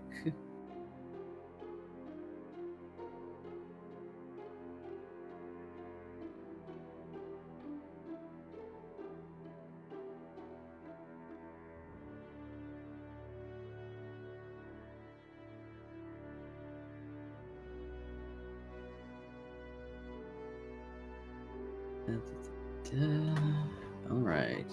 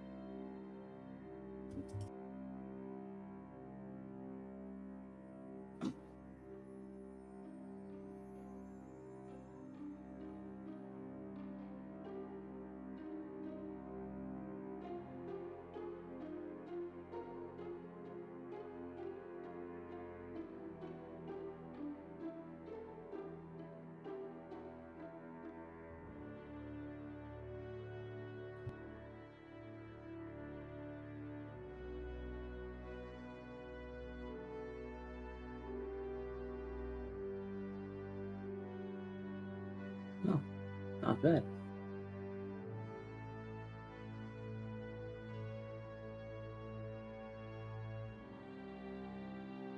I like the sounds of this. I have sent you your ore haul. Ew.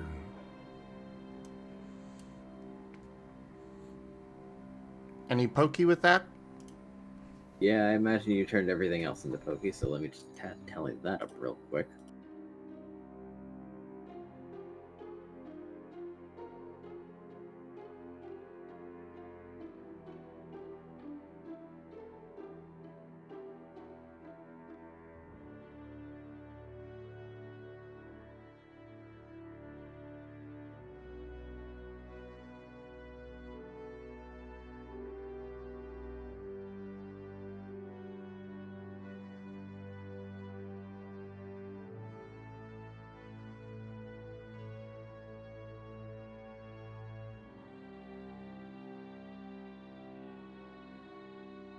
Could have been better, but not bad.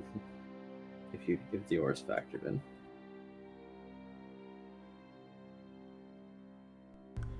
All right.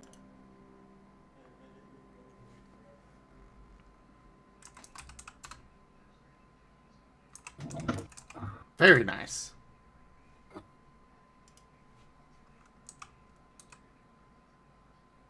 And I imagine probably not too long after, as it is indeed getting late. Paz and Vane will have to cease their dungeon running.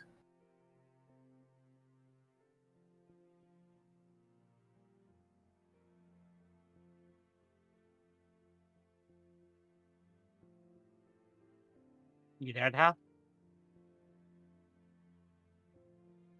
Hello? Yeah, I am. I was just I was in the middle of taking a drink. Ah, Ah, fair. The timing was impeccable. It really is quite funny. But yeah, no, that's fine. They got in some good training. Yep.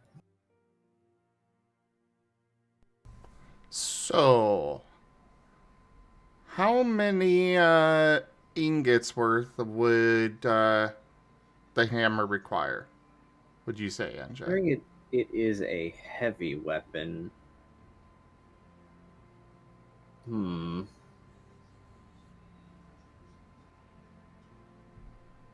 don't have too many rules about that, but it is a hammer. Yeah. So 5, 6 maybe?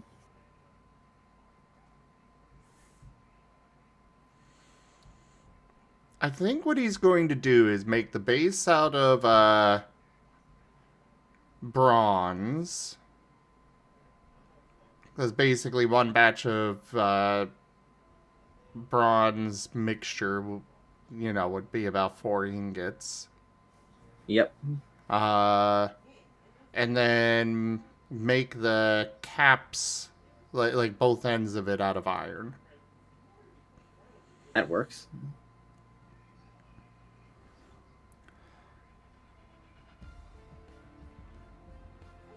And that will use up most of his stuff. Though he's going to need to find something to do with the tin. Because he's got a lot more of it than he needs. Tin is the more common metal, if just by a little bit, but it is more common. Well, it's 3 copper to 1 tin. Normally. Yeah. And I don't think that a tin handle would work very well. Tin is not known for its durability. Maybe not do that one. So he'll probably do an iron handle. Well, more of a wooden handle, but with an iron core kind of thing. So that way he can Camels save. have tangs.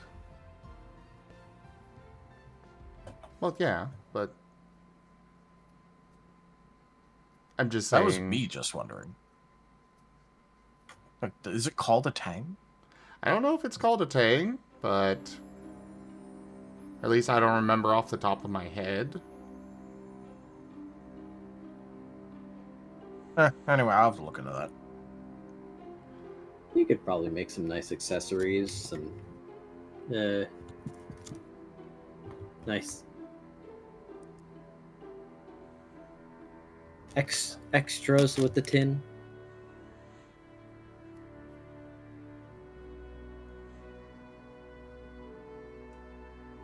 Squirrel's not one for flair on weapons and such. Throwing knives, maybe. Could be an option. Definitely. Though Squirrel also has no marksman. He does not. Yet, anyways. But either way, yeah. He's gonna very eagerly go get to work. Oh boy. The facilities are open. Though he does need to go find a very sturdy stick. True. And considering the teacher was a graveler, That is correct. That is correct. considering the size of him, he's gonna go for a very large, probably closer to a log. Fair choice. And he'll try and kind of drill out the center of it to use 1 ingot of iron to, a solid core for it. Because I don't think 1 ingot of iron would be enough for a long enough handle on this. Unlikely. So that's why he's just going to supplement. So he needs to go find a good stick. Stick search. He's going... There's a forest nearby, right? There is not, actually. It is very hilly terrain with basically no vegetation other than grass. Yeah, the nearby forest is at Hamoa. I thought Chomper went to the forest with Rallis. He's at Hamoa. Yeah, Rallis is he in teleported to Hamoa. Yeah, Growl's is a teleporter. Teleported. He is a cadabra. Okay. So basically, they both met up in... Yeah. Amoa. Okay. Yeah, well, Chomper sucked, they're in Domovoid. Chomper, sought him out and went, hey, could you take me to your mom's house, which is in Hamoa? And then he went, yeah, sure, and teleported both of them over. Okay. Well, then I guess he's gonna have to go buy it. Well, he does have the money for it, and wood is not expensive. Well, yeah, but it's, the principle of finding it. It's the...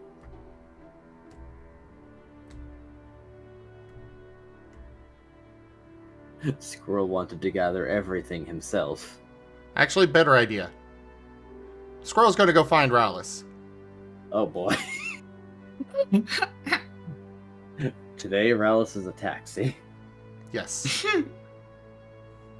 Well, actually, no. Squirrel would probably go for Kaza first. Fair enough. Actually, no, he does know Rowless enough. Never mind. Rowless it is. They did train together. Yeah, exactly. He set him on his path. Yeah, so yeah, Squirrel knows Rowless enough to go ask. Rowless, can you take me to, the forest near Hamoa? The one with the chestnut tree? Yes. I want to go find Alright. the, tree where we, came in at, and I want to go get a, stick from it. Alright. I should know where that is. As he will place his hand firmly upon Squirrel's head and teleport them into the forest. Before looking around. Now, where is that tree from here?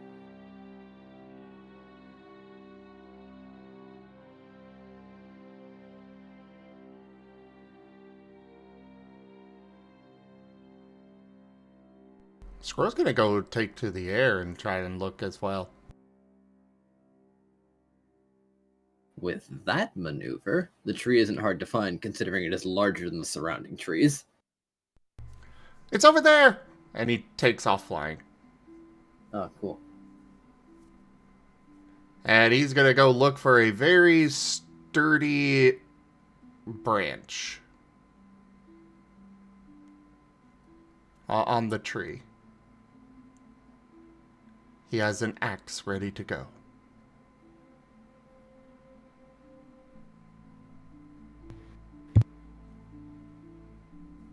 But yeah, he is looking for a very sturdy branch and gonna chop it off and go back to Rowless and be ready to go back.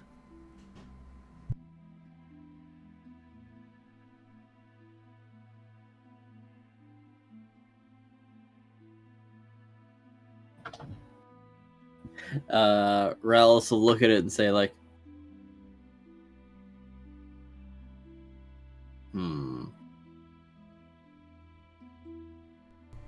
It will be a very thick branch. Yeah. But Rallis is thinking, wait, I don't know a lot about smithing, but shouldn't you... And then he's going to consider and then shrug a little, considering that he doesn't know a lot about smithing, so maybe that's fine.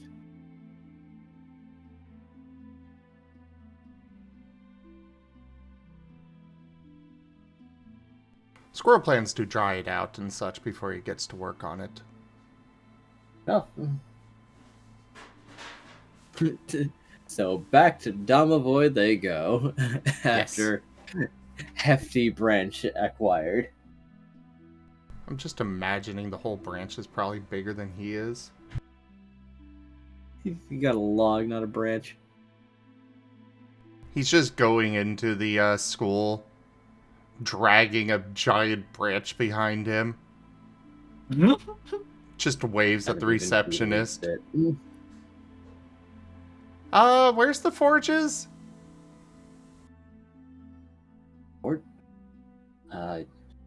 There's several rooms with forges.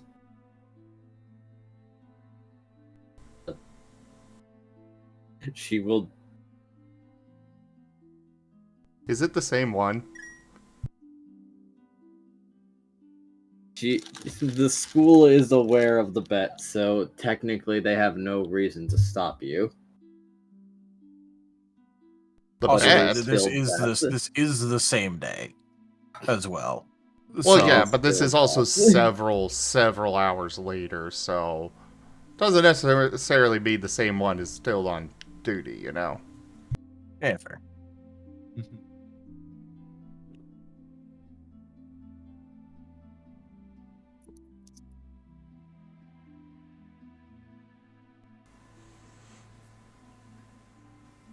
But either way, yeah, he's kind of just looking at the receptionist.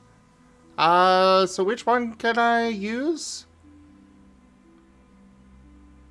Preferably one that won't see much activity, because I gotta leave this with it to, you know, dry out.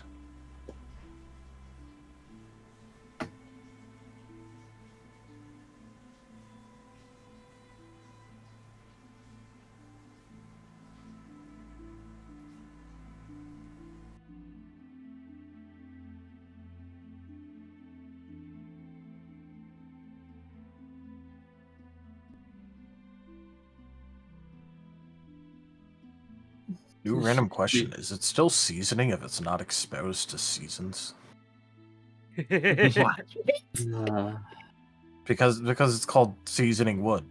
That's what it's called when you dry it out properly. And there. There's no spices and it's not exposed to any seasons, so Yes. Yes, I think it is. The seasoning is ash. He's not putting it in the forge. It's just nearby. Jeez.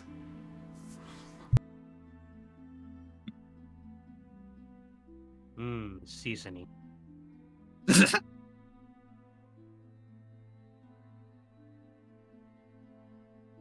oh, it isn't like you'd want the wood to warp under it.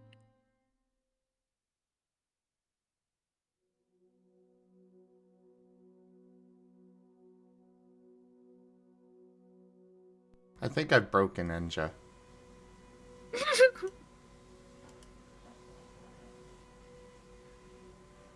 I think he's trying to figure out how long it'll take for one of those things to. Because if you grab like a whole ass branch, how long would it take a whole ass branch to cure in a forge? That is a great question, and I'm not sure, but you are rented a room, or you are given a room.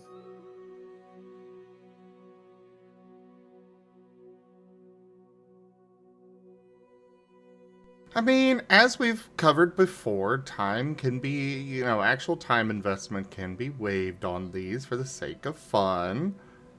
I do know that it would take quite a while for this, but, do we really want to just sit here and just skip a bunch of time while we're just waiting for it to finish?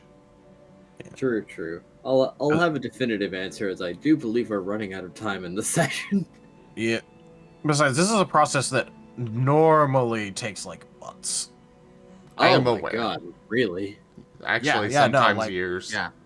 There are Sometimes multiple. years, but like, a lot of the time when you're going to work with wood, you will take it and just hang it up and leave it there for possibly years.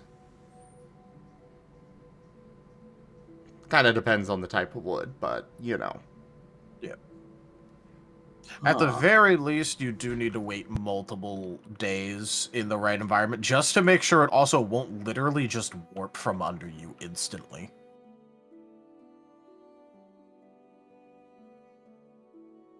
And that's for like, just using it in anything, much less trying to have actual good wood for something like this.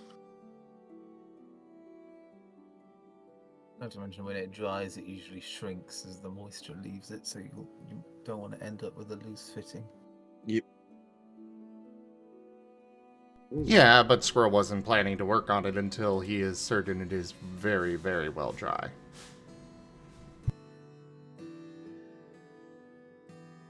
He is Also, an random fun fact, that tree is called the impacted tree. He is going It's a to be. landmark. He is going to Landmark be, tree. stripping the bark, doing some preliminary work on it, likely trying to drill the hole now, because while it is going to shrink, that will also give more surface area for moisture to seep out.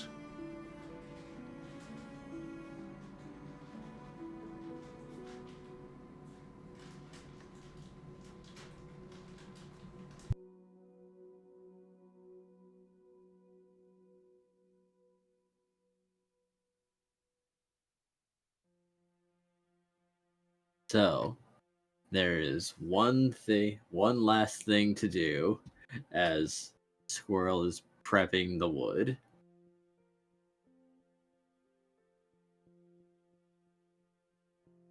Rough. Yeah. Scruff has had the most peaceful day. Someone is poking a claw against your nose. And, Tis lap.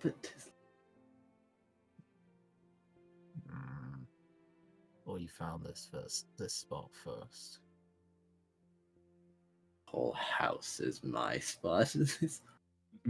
Whole house is Sigmund's spot. You move or you be my pillow because I want your specific spot because you're taking it.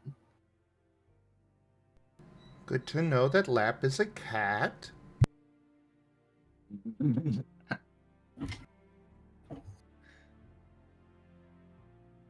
What's Lap's typing again?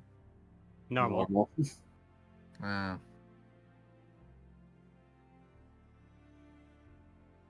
Bother. Scruff squints one eye, fluffs up his fur with like a general aura of cold and frost around himself, and then snuggles back down and closes his eyes again. He will lay upon Scruff. On the ceiling. Yes. This is a personal matter for him at this point.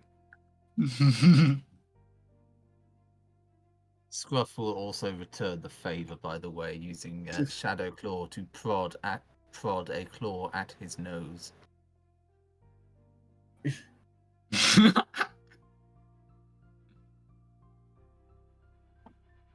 He will poke you again.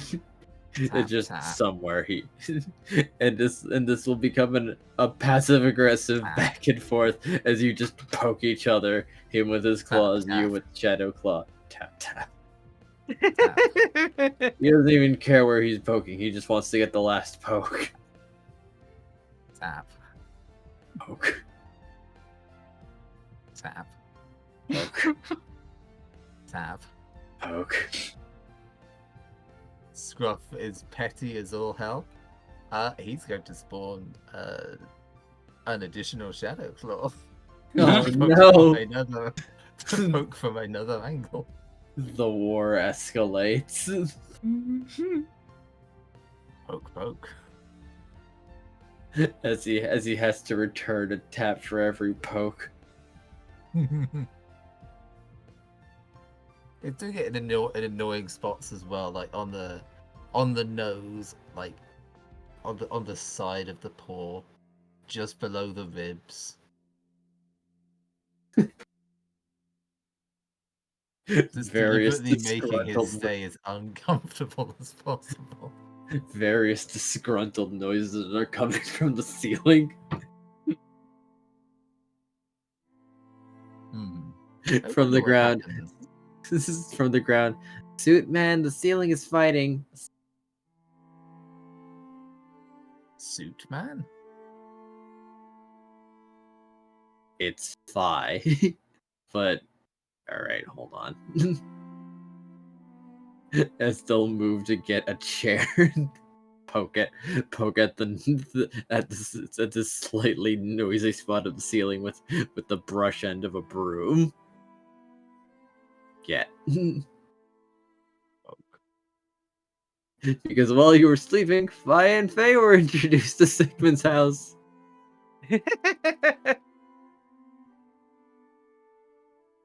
Well, technically, as Scruff is currently being laid upon, they're just poking. They are. Like, no, I'm a resident. Stop. Ah. Stop. That's bristly. Nope, you're making noise, and you are being identified as the ceiling. So no, you're not a resident. You're property. Brush, brush, brush. Stop. No. Scruff ponders what would happen if he used powder snow on the ceiling, which would of course be immediately deflected back into them both.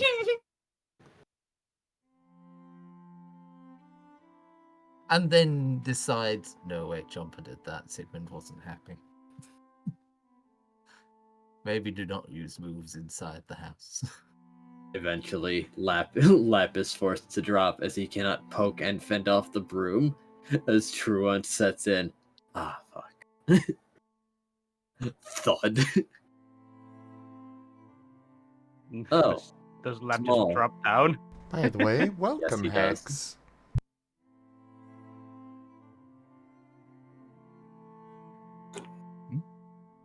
We have gained an artist. Ah. Ooh.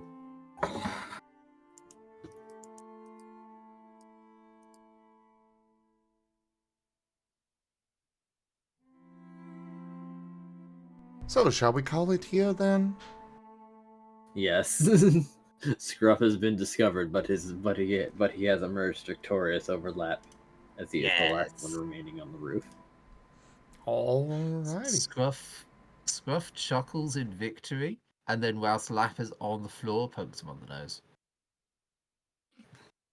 He got the last poke. Lap cannot reach him. Curse you and your lineage. Curse you.